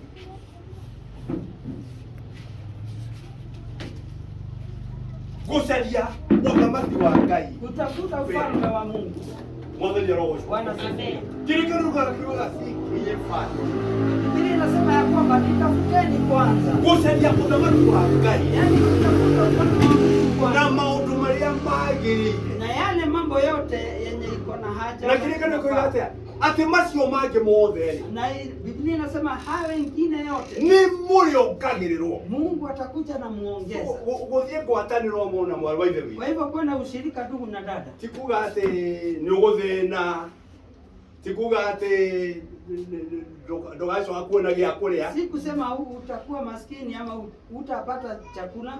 Tutikinyite hau. Hatujafika hapo, hatujafika hiyo kiwango. Tutikinyite hau. Hatujafika hiyo kiwango. Ati tondu ati ni gwatuĩka ni mukuhoya ati ni ugukua. Ati kwa sababu imefika utaomba utakufa. Ati ni gwatuĩka ni ukuruta gĩcunjĩ gĩa 10 ati ni uguthina. Kwa sababu ati utatoa kifungo la 10 utakuwa maskini. Bwana arogoco. Bwana asifiwe. Nitwaririe na inyuĩ andũ arĩa marĩ kuo. Tulinena na nyinyi wenye walikuwa pale. Uhoro wa mũtũrĩre wakwa Juu ya maisha yangu. hĩndĩ ya ndamenyire Wakati mimi nilikuja kujua kũrũgamagia kĩgongona kusimamisha madhabahu ya na indo ciakwa na mali yangu yote. Mwathani arogoco. Amen. Ndamwĩrire ndaiguire gwĩ kanitha wakagwo wa Redeemed Gospel Church. Nilimwambia nilisikia kuna kanisa ya Redeem ilikuwa inajengwa mahali fulani. Mwathani arogoco. Amen. Ngĩruta ngiri ciakwa 10 o iria ndarĩ nacio. Nikatoa 1000 zangu 10 na nĩwamenya niĩ thĩinĩ wa mũtũrĩre wakwa. Na unajua katika maisha yangu ndikĩrĩ ndandĩkwo wĩra sijaiandikwa kazi. na ndirĩ ndagĩa na biacara. Na sijai kuwa na biashara. Nĩ tũnyamũ tũrĩa andũ mandathimaga. Ni zile vitu kidogo watu unibariki nayo. Mwathani arogoco. Amen. Ngatigwo ũguo. Mimi nikaachwa hivi. Ngĩthiĩ ngĩtwarĩra ndungata ya Ngai. Mimi nikapelekea mtumishi wa Mungu. Ngĩmwĩra nĩ ndĩraiguire mwena mũjengo. Nikaambia mtumishi wa Mungu nilisikia nĩ ndahanda kĩgongona. Nikamwambia nimepanda madhabahu. Ngĩturia ndu mbere yake. Mimi nikapiga makoti mbele yake. Akĩhoera na akĩaria maũndũ mega. Akaniombea na akanena mambo mazuri kwangu. Akĩaria kĩrathimo thĩinĩ wa ficha yako. Akanena baraka katika maisha yangu. Mwathani arogoco. Amen. kanitha ni mwaka gaha. Kanitha wa Calvary Ministry. Hii kanisa ya Eta kwa Calvary kana Sowini. ya Sowini. Eta kwa Calvary. Mwathani arogocwo. Tukoragwo na ministry igiri. Tunakuwa na ministry. Calvary Ministry. Calvary Ministry. Nio itungataga makanitha ma Soul Winning Evangelistic Church. Hiyo ndio inatumika kwa kanisa za Solomini. Thĩinĩ wa kozi iria mwĩtaga katiba ya kathidali. Ama zile mnaita katika katiba za kanisa. Yugĩte atĩ Soul Winning Calvary Ministry International. Inasema Calvary Ministry International. Nio ĩrĩa yambagĩrĩria na community Soul Winning Evangelistic Church Kenya na nja ya Kenya. Itakuwa inasimamia kanisa za Solomini katika Kenya na Mungu Kenya wona kanitha wetagwo Calvary Ministries International. Kwa hivyo ukiona Calvary Ministry International kana wone Soul Winning Evangelistic Church ama uone Soul Winning Evangelistic Church. Mkubwa ako wapi? Mkubwa ako hapa. Munene wa kanisa hiyo. Mwathani arogocwo. Bwana sifiwe. Pastor huyo kana Reverend Godho. Huyu Reverend Godho agĩitĩrwo mahiga nĩ mũndũ. Yakamwagiwa na mtu mawe pale. Na nĩ pastor wa mũitĩra. Na unajua ni pastor fulani alikuja kamwaga mawe pale. Rĩu rĩ makĩaga mbia. Wao akakosa pesa.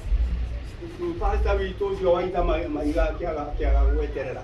Yule pastor mwenye alimwaga akakataa kungojea. Athire kuoya advocate. Alienda kwa advocate. Reverend witũ akĩandĩkĩrwo marũa. Reverend akaandikiwa barua. Anakimenya ole advocate magithitũraga mũndũ. Unajua vile wale lawyers wanastua watu. Ahũrĩire thimũ ndĩoe Embu. Alinipigia simu nikiwa Embu. Mwathani arogocwo. Amen. Na niĩ ngĩkorwo ndĩna 10,000 na etagio 17,000. Na mimi nikakuwa na 10,000, alikuwa anaitishwa 10,000 na sasa. Mwathani arogocwo. The same wakati huo ngĩtigwo itarĩ na irio. Mimi nikaachwa bila hata chakula. Mwathani arogocwo. Amen. Na hĩndĩ ĩyo nĩndĩrahũrĩrwo thimũ nĩ nyina wa nyimwe gũkũ.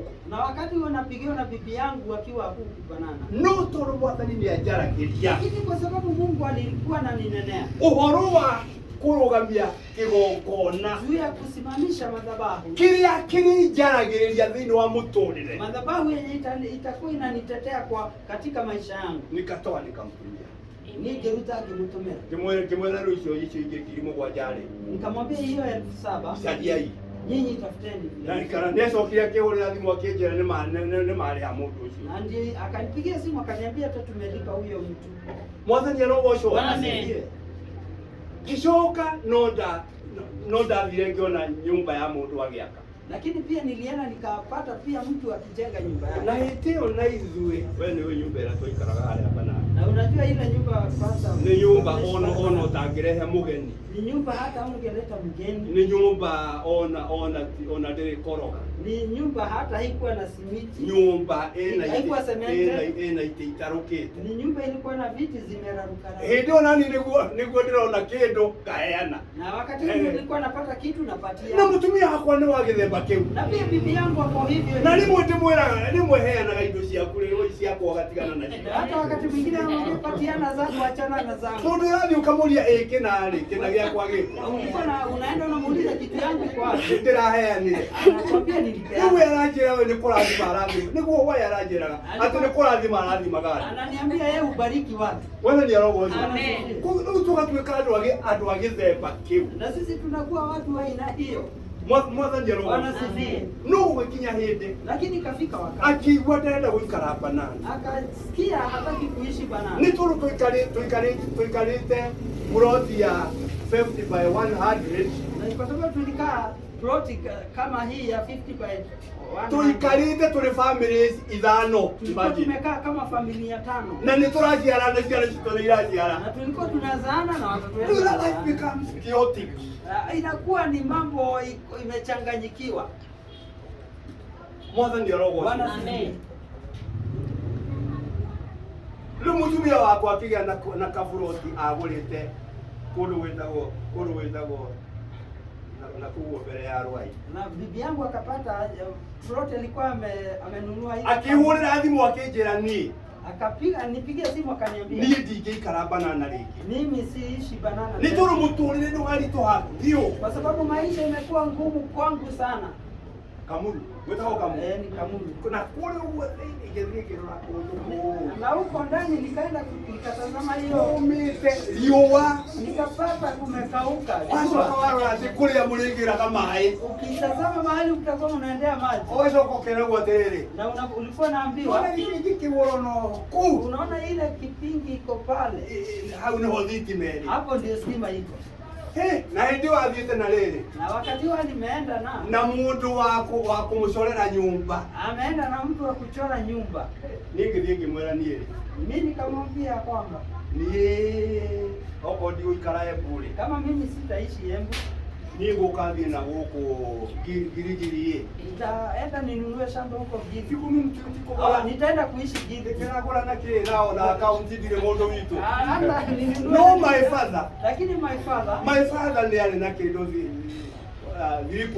nilipota ya eka. Lakini my father alikuwa na nilipota ya eka. Na imwana chito na imwana inyala sina siana. Na vijana wetu ni wanne na wako na vijana. Lakini yote bwana.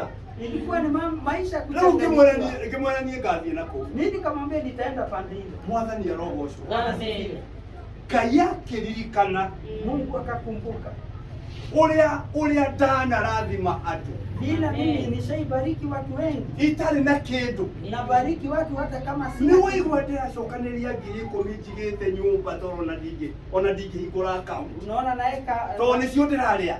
Nachukua zile 10,000 yenye nimeweka kwa siku mbili. Mwana ni roho. Amen. Na holirwo thimo. Nilipigiwa simu. Na my son in law. Na kijana wangu mwenye ameoa binti yangu. Mwana ni roho. Amen.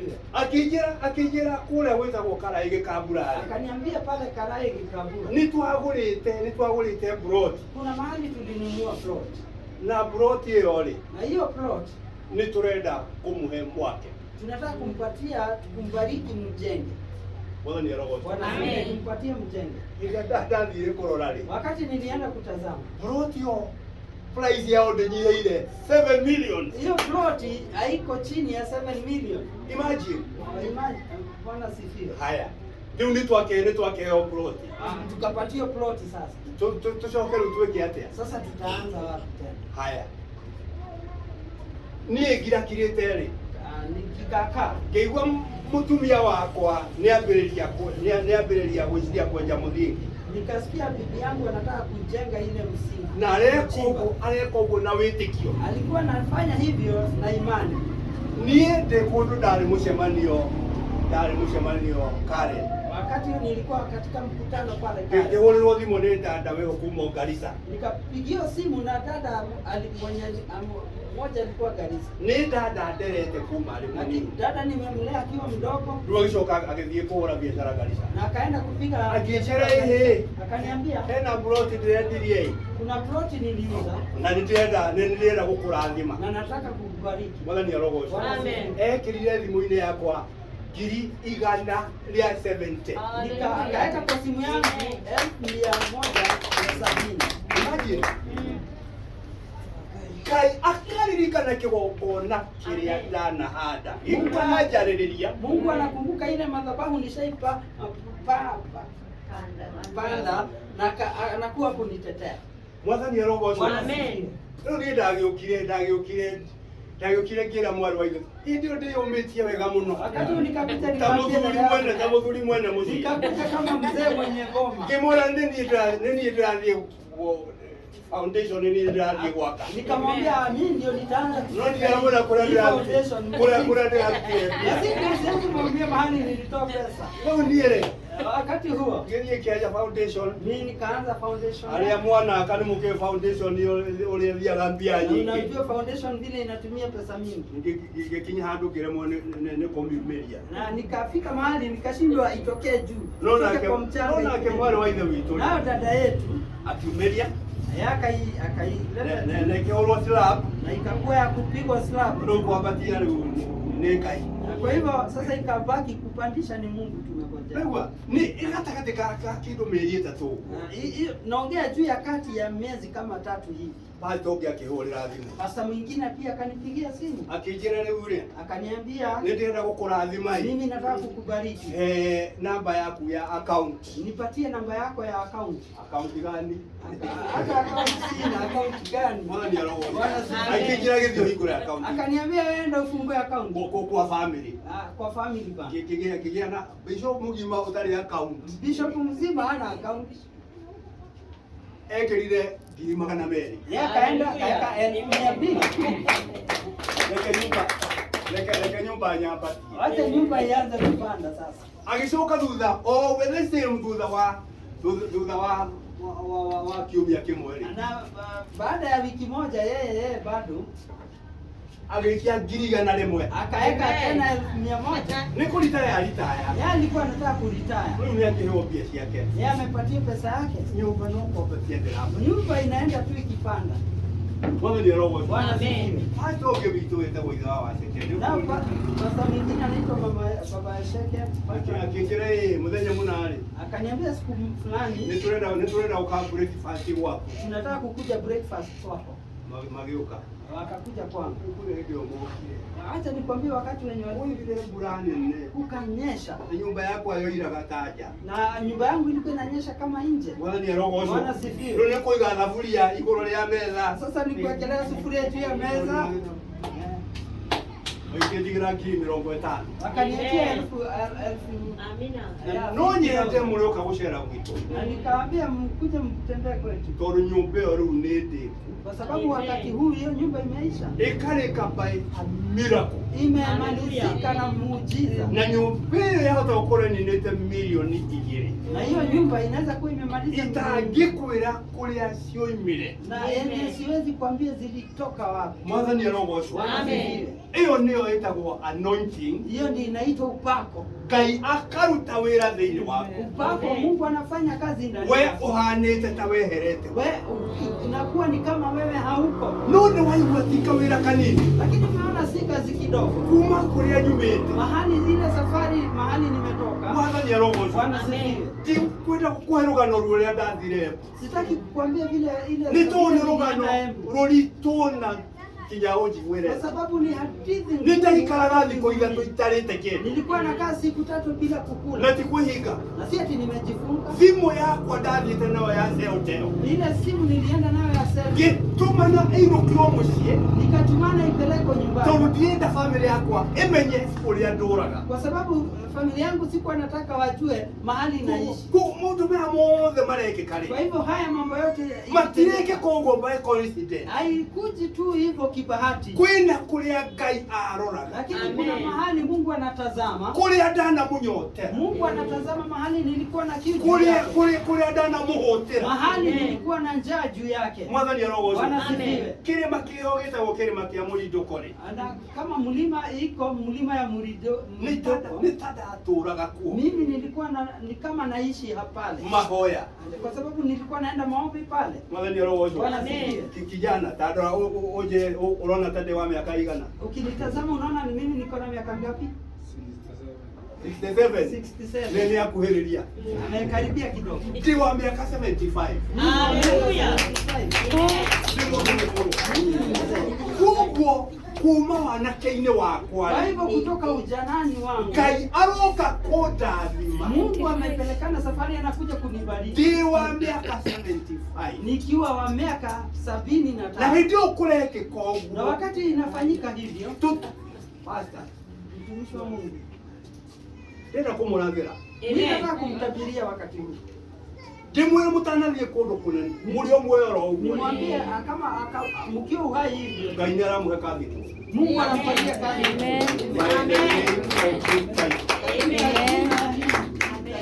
Tondu ithuĩ nĩ twatũrire tũcarĩtie mbia. Kwa sababu sisi tulidumu kutafuta pesa. Tuigana ta ithuĩ. Tukiwa kama nyinyi vile. Tukahotha mbia. Ona ciakinya 100,000 rĩ. Tunachanga pesa ikifika 100,000. Igacoka ikahũthĩrĩka. Zinatumika tu. Mwathani arogoco. Bwana amen. Ukanina miaka 10.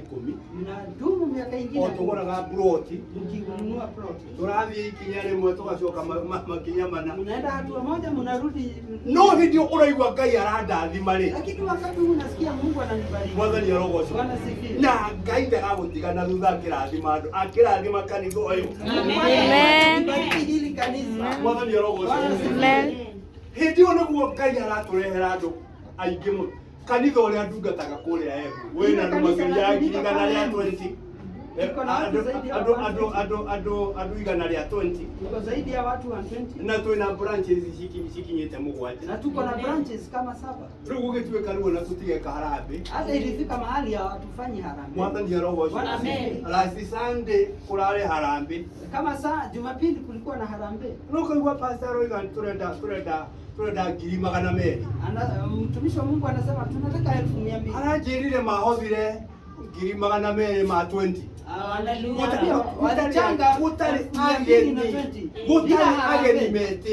Bila kuita anybody. This is what is happening. Hii inatendeka hapa. Ugu ni kuonania anointing ndio karaga oro. Kwa hivyo ni kumaanisha upako. Na wona yoka. Lakini wakati imekuja. Icenjagia areas ya kuciothe. Inabadilisha area za maisha yako. Ikaje yani nie gatuika wa kuheana ngari ya maguru.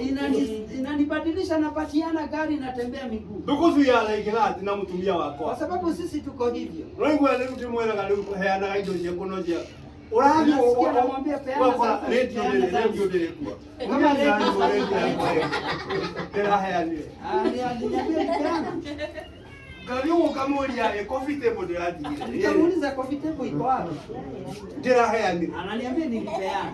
Bwana ni roho. Bwana sifiwe. Turaikara plot ile ya milioni mugwanja. Tunakaa plot ya milioni 7. Nyumba nende ku irete milioni igiri na kitu.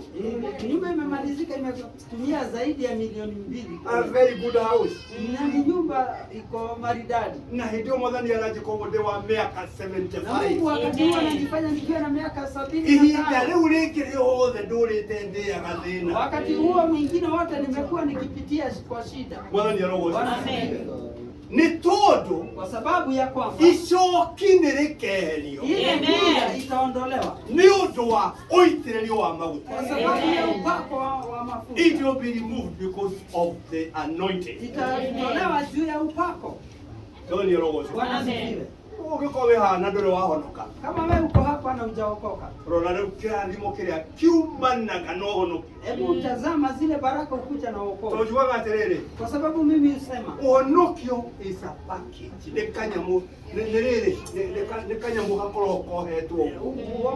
Uokovu ni kama kitu iliyopakiwa vizuri. Nĩwonaga hĩndĩ ĩrĩa twathiĩ ũhiki-rĩ. Unaona wakati tunaenda kwa harusi. Ũrĩa iheo ikoragwo ciohetwo. Zile zawadi zinakuwa zimetengenezwa vizuri. Ndũngĩmenya nĩkĩ gĩ thĩinĩ. Hata huwezi jua ni nini. Na nĩkĩo tũremagwo nĩ kũhonoka. Na ndio unaona sisi ushindwe kuokoka. Tondũ tũtionaga na tũtimenya nĩkĩ gĩ thĩinĩ wa ũhonokio. Kwa sababu hatujuani Tondũ nini. niĩ korwo nĩndatiganire na ũhonokio. Kama mimi ningeachana na wokovu. Nĩ ũndũ wa mathĩna. Sababu ya shida. Tingĩkinyĩte kũina irathimo ta ici ndĩraigua. Singekuwa na siku zile baraka na Koguo nĩ ũndũ wa kũnyotera Ngai. lakini kwa kuwa na kiu ya Mungu Na kũhũtĩra Ngai. na pia kuwa na njaa ya Mungu. Mwathani arogoco. Bwana asifiwe. Ndathire gũikara Embu ndĩ nyike. Nilienda kuishi huko Embu nikiwa peke yangu. Mũtumia wakwa agĩthĩnĩka na ciana mũno. Na yeye bibi yangu akapata shida na watoto wangu. Koguo makanitha maya maitũ-rĩ. Kwa hivyo hizi makanisa zetu. Ona ndiũĩ kana mũhunjia he kĩndũ ainũkaga nakĩo. Hata sijui kama mhubiri kuna kitu yeye huenda nami. Niĩ ndainũkaga ona itarĩ ona mũgate wa mwana. Mimi nilikuwa naenda nyumbani bila hata mkate ya mtoto. No Ngai akĩhe mũtumia ũcio ũũgĩ. Lakini Mungu akapatia yule bibi yangu Agĩthomithia ciana primary, akapeleka watoto primary, secondary, hata secondary, university. Amesoma mpaka university. Mwathani arogoco. Amen. Ndĩmwe arĩ na ciana igĩrĩ Moi University. Kuna wakati alikuwa na watoto wawili Moi University. Na Makerere. Na pia alikuwa na mwingine Makerere. Na ũngĩ warĩ Teachers College. Na kuna mwingine alikuwa Teachers College. Last born nake arĩ gũkũ Koinange. Na mwingine last born alikuwa Koinange. akihurira thimu ni mwakingira niire na akanipiga simu akaniambia ndakinya mwisho wako mimi nimefika mwisho wangu na nikigithii gikiroranga Kenya Airways ndari shareholder hindi no ni tu shares tu nini nikaenda kuangalia shares huko kwa Kenya Airways nilikuwa na share kidogo nigiciendia kindu nikaenda nikauza kaingĩ kĩigana hata hazikutosha mothe nĩ arogocwo nĩguo akinya ciana ici rĩu nĩ gwĩka igeranio ũrĩa wĩ Moi University no cio no ũrĩa wĩ Makerere yule wa Moi University na Manyako Makerere ikafika wakati gũkinya hĩndĩ rĩu tũrandaywo 700,000 ikafika mahali walikuwa wanaitishwa 700,000 mothe nĩ arogocwo Amen. hĩndĩ ndarutaga wĩra KTTC Kenya Technical Teachers College kuna wakati nilikuwa nafanya katika hiyo college ya walimu na ngiuma hena tũbeca ndake na tũgĩthiĩ ngĩgũra kamũgũnda kũndũ na kũu Nanyuki nilitoka ile pesa nilitoka nayo huko mũgũnda ũcio wothe ngĩendia hiyo shamba yote nikauza andũ acio ngĩmarĩhĩra thukuru hao watoto wangu nikawalipia wote shule mwathani arogocwo na magĩkĩrĩkia na sasa hivi wamemaliza wengine wako US rĩu nĩo marangũrĩra plot ya milioni 7 ama na US ndio marangũrĩra wananibaia hiyo plot ya mwathani arogocwo 7 ũrĩa ũngĩ athiaga na Uber gĩkari kĩnene Jimmy athiaga na gĩkari kĩnene mũno Jimmy anaenda na ile gari kubwa sana mwathani arogocwo maũndũ macio marekĩka hiyo mambo inatendeka ndĩ mũkũrũ ikiwa mzee because of the anointing kwa sababu ya upako tu no ndambire gwĩka atĩa lakini kũhũtĩra na kũnyotera nilikuwa na njaa na kiu ya Mungu na kũnyotera Ngai na kiu ya Mungu ndiyo kana nĩtũkũrĩkia maũndũ maya kama haya mambo yote tutamaliza no ũndũ wa gatatũ nĩ atĩrĩrĩ lakini jambo la tatu ni ũkoragwo thĩinĩ wa ngoro ya Ngai wewe ukuange ndani ya roho wa Mungu thĩinĩ wa ngoro ya Ngai yani ikiwa ukue ndani ya roho atĩ Ngai wona ahutia ngoro yake ndio Mungu akikuza roho yake akaiguaga atĩ nĩ Kariuki nĩ Kamau ũraringa ringa ũguo anasikia ni Kariuki Kamau anagonga nĩ Njũgũna nĩ Wanjikũ ni Njũgũna ni Wanjikũ mwathani arogocwo amen niĩ ngĩdetermine mimi nikakata kauli mũtũrĩre wakwa kwa maisha yangu ngũhitha thĩinĩ wa ngoro yakwa nitaificha kwa roho ya Mungu atĩ Ngai wona ũhoro ũguo rĩ ndio Mungu akigeuka inyuona akorwo nĩ mũrahoya nyinyi kama onako nĩ mũreta Ngai hata kama mnaita Mungu ngoro ya Ngai ĩradunda pasta ng'ang'a roho ya Mungu inadunda pasta God arise in your life Mungu ainuke wewe mwene wewe mwenyewe and I'm talking to you mimi nanena juu yako wewe ndio arogocwo rĩu tikĩrĩkanĩro ndĩramwĩra hii si Biblia na ndĩramwĩra experience yakwa mimi naongea juu ya yale nimepitia na mũrĩũka gwitũ na mkuje kwetu mtembee kwetu muone wĩra ũcio ndĩraria ũhoro waku muone ile ushuhuda na mtonea mwathani arogocwo Bwana asifiwe no wende ungetaka gũtũũraga thĩinĩ wa ngoro ya Ngai ishi na kudumu katika roho ya Mungu mwathani arogocwo is up to you ni kwako wewe rĩu ti niĩ sasa si mimi nĩ wewe mwene ũdetermine ni wewe tu kata kauli what can me ikue aje nĩnza kuwa muombaji ni kukorode muhoi Ngai na ndikenda gũtigana na Ngai na siwezi taka kuachana na Mungu mwathani arogocwo Bwana asifiwe icunjĩ ciakwa cia ikũmi na offering na kĩ vifungo zangu za 10 na pia matoleo yote mwathani arogocwo Bwana asifiwe let me give you the formula wacha nikupatie ile njia okorwo nĩ ũkwenda kufanya pastor ũrĩa tũkoragwo nake kũrĩa Embu-rĩ yule pasi tunakuwa na yeye pale Embu nĩ kanjana ndarutirie kuma nathari kijana tulitoka naye akiwa nasari gũka ũguo kinya rĩu kambĩrĩria gũikaraga na niĩ na kũnjũragia ciũria nyingĩ mũno akakuja hivi akigrow mpaka anakaa na mimi akiniuliza maswali mingi kinya thiĩ university akakuja mpaka kaenda mpaka university na mathĩna maingĩ mũno na shida mingi alikuwa na mũciĩ kwao mami wao na baba wao matiraikarania mama yao na baba yao hawakai pamoja nake akĩrathimwo nĩ Ngai atĩ athiĩ university hĩndĩ ciothe ya rũtha athiaga kona mawira mami yako. Na yeye akabarikiwa na Mungu. Wakati wa likizo alikuwa anapata kazi za mjengo. Nyumba yake ya mahiga student degree yake Kimathi University. Alianza kujenga nyumba yake ya mawe akiwa student pale university. Mwana ni rogoso. Amen. Ndio wale wa mbere. Yeye ndiye alikuwa wa kwanza. Kugulithia kaburoti kufanya mimi ninunue kaburoti pale Embu. Akididika. Yeye akijira na kaburoti ndiragura. Akaniambia kuna ploti na nunua. Na nonye ne tuguranire na. Na ningetaka pia tununue pamoja. Todo kanitha naguo ni utwikire kanitha we na indo. Sababu kanisa imeanza kuwa kanisa iliyo na mali. Kamule ciria turaga uguo. Gataga kole ciria gaturaga uguo. Unafikiria hii tumbo imekuwa hivi? Ndaturaga kuu ndai mahiti. Nilikuwa huko tumbo ikiwa huku nyuma kwa mwathani arogoco. Nyuma. Kuo kanitha urakura. Kwa hivyo kanisa inaendelea no kurie pastor uyu. Amen. Kwa hata pastor agro. Na uguo muhana ri. Na hivyo tu muko. Twende kumenya pastor ekira kirato kia biesiga. Si vizuri tu pastor huyu bado ya bishop ni ajili kwaliriria pastor. Sasa bishop ameanza kumtetea pastor. Atagota kuirutira wira. Na kia mule kirato. Na pia yeye ajibaie kitu. Mwathani arogoco. Nie rekebete hanini. Wacha mimi nijisifu. Thuti hakuwe mugwanja. Niko na suti kama na gutire thuti ndanagura. Na hakuna suti nishainunua. Hiyo na utumundu magoni mundu gerwo thio thuti. Mimi mtumwa na mtu naambia ndio pimo ya suti maana. Ni arogoco. Bwana sifiwe. Iratu cia iratu pea cia iratu taici. Viatu kama hizi amevaa. Bishomulie ile okire gutu ya berai. Bwana ni arogoco. Bwana sifiwe. Naguo kanitha ucio undikaga uguo ri. Nawe ile kanisa unifanya hivi. Niguo ucio urakura uguo. Hiyo imegrow hivyo. Ungithie kuo umuthi. Ukaenda leo siku hii.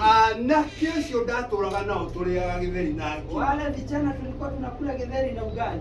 Bwana ni arogoco. Bwana sifiwe.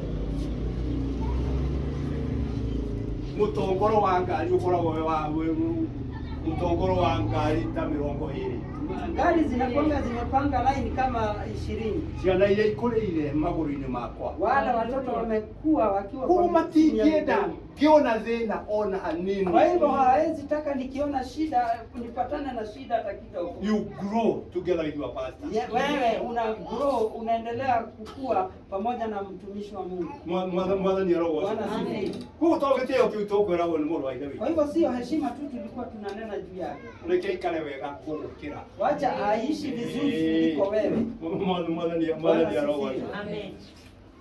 Ndona ruo na mambiri ya kodora uyu. Naona watu wanaanza kuniangalia vibaya. Be in the heart of God. Wewe kuwa kwa roho ya Mungu. Ngoro ya Ngai ihurage we. Na roho ya Mungu ikikunda ikigonga wewe. Mwana ni roho. Bwana sifiwe.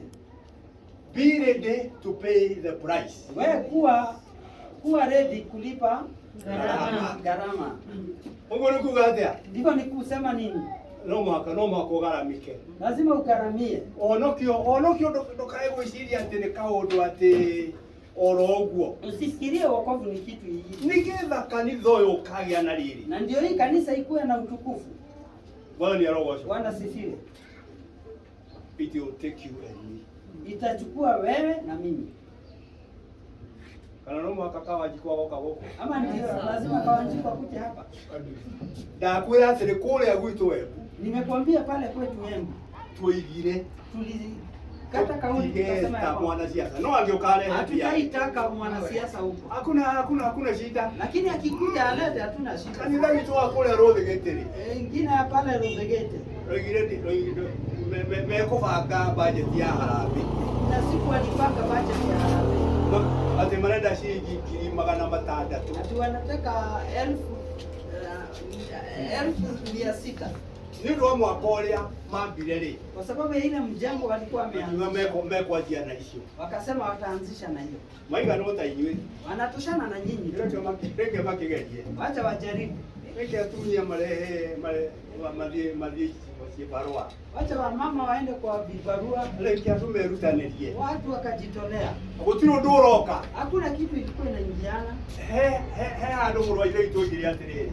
Kuna mahali ndugu yetu alisema. Ati guku kuke tonya MP. Ati hapa kukaingia MP. No maundu to kuona mambiriria kugaruruka. Tutaona mambo ikibadilika kidogo. Mpango Mpango hapa na pale. Ili tuikalete ugwele. Sisi kama tumekaa hivi, tukiona dhuria kanisa muimanja.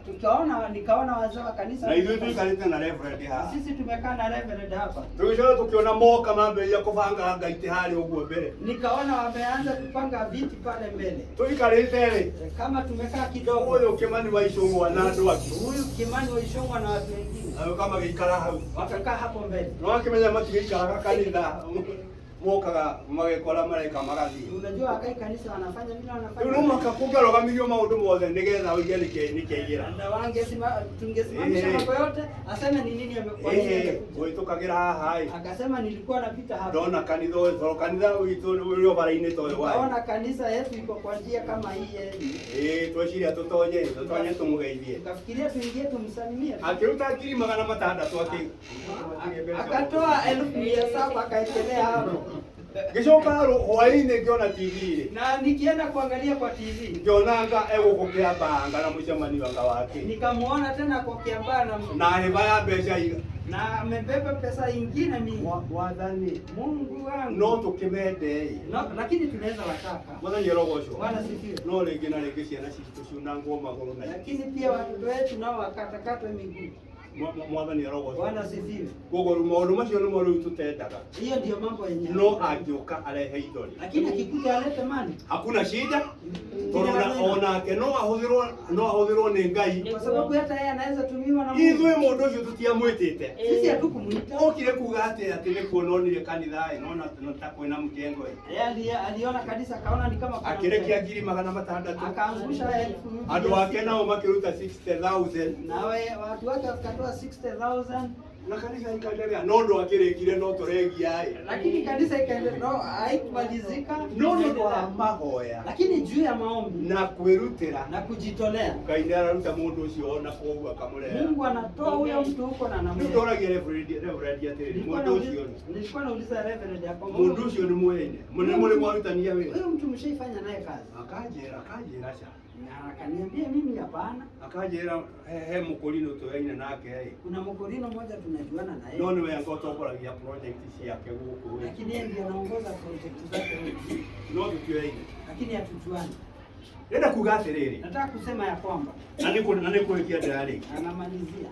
You have to pay the price. Lazima ulipe gharama nigetha wigirire anointing ya Ngai ili uweze kupata upako wa Mungu. Ili guteithagia kuruta wĩra ũrĩa ũtangĩhota kũruta. Ile itakusaidia kufanya ile kazi huwezi fanya. Haiwezekani kufanya na binadamu. Mwathani arogocwo. Bwana sifiwe. Naona wagĩa na anointing. Naona ukiwa na upako Ũtũrie. na utumishe hiyo upako.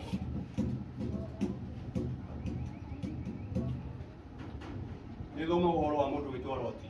Mimi husoma juu ya huyu Lot.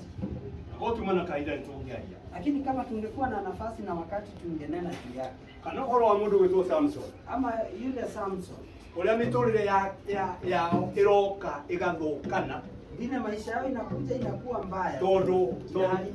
Tondũ anointing ĩkwehera mũndũ ũguo. Kwa sababu anointing ikikuondokea, onayo grace ya Ngai nĩyeheraga. Neema ya Mungu inakuondokea. Mũndũ ũcio akahana nyamũ. Huyo mtu anakuwa kama mnyama. Koguo no mũhaka ũtũrie anointing. Kwa hivyo lazima udumishe anointing. Mwathani arogocwo. Bwana sifiwe. No mũhaka wĩrutĩre. Lazima wewe ujitolee wewe. Nigetha ndũkana backslide. Ili usirudi nyuma. Noko nĩ ũrĩ noko he mũndũ ũtarĩ ahonoka haha. Kuna mtu ajaiokoka hapa. Na tuonokaga na ũndũ wa wĩtĩkio. Na tunaokoka juu ya kuamini. Tondũ onokio ũkoragwo ũrambĩtwo na rappers. Kwa sababu wokovu inakuanga imerapiwa kama paki. Thĩinĩ wa onokio. Katika ile wokovu nĩ kũrĩ kĩrathimo. Kuna baraka ndani yake. Thĩinĩ wa onokio. Ndani ya wokovu nĩ kũrĩ thogora. Kuna utajiri mwingi. Thĩinĩ wa onokio. Ndani ya wokovu nĩ kũrĩ good health. Pia kuna health nzuri. Thĩinĩ wa onokio. Ndani ya wokovu nĩ kũrĩ thayũ. kuna amani. Na thĩinĩ wa ũhonokio, na pia ndani ya wokovu nĩ kũrĩ gĩkeno, kuna furaha tele. ikoragwo ciohanĩtio. Hizo zinakuanga zimerafiwa ama Tũngĩaga gwĩtĩkia, kwa hivyo ukikosa kuamini tũtingĩhonoka. sisi hatuwezi okoka. Koguo tũhonokaga na ũndũ wa wĩtĩkia. Kwa hivyo tunaokoka juu ya wewe kuamini. Tũgĩtĩkia nĩ tũgathiĩ matu-inĩ Tunaamini tutaenda mbinguni, marĩa tũtoĩ nĩ mairũ cigana. mahali hatujui hata ni wapi. He mũndũ ũkwenda kũhonoka tũmũhoere. Hapa kuna mtu angetaka kuokoka, Ndio hadi na ndakuona nĩ ngoya hamwe nawe. inua mkono wako nikiona nitaomba pamoja na wewe. Opo hatirĩ. Kama hakuna mtu anataka, Ndĩrenda gũkinyia hau. nataka kufikisha hapo, Na ti kũrĩkia ndarĩkia. na si ati nimemaliza, Nĩ mathaa ma ni masaa nimeona imesonga sana.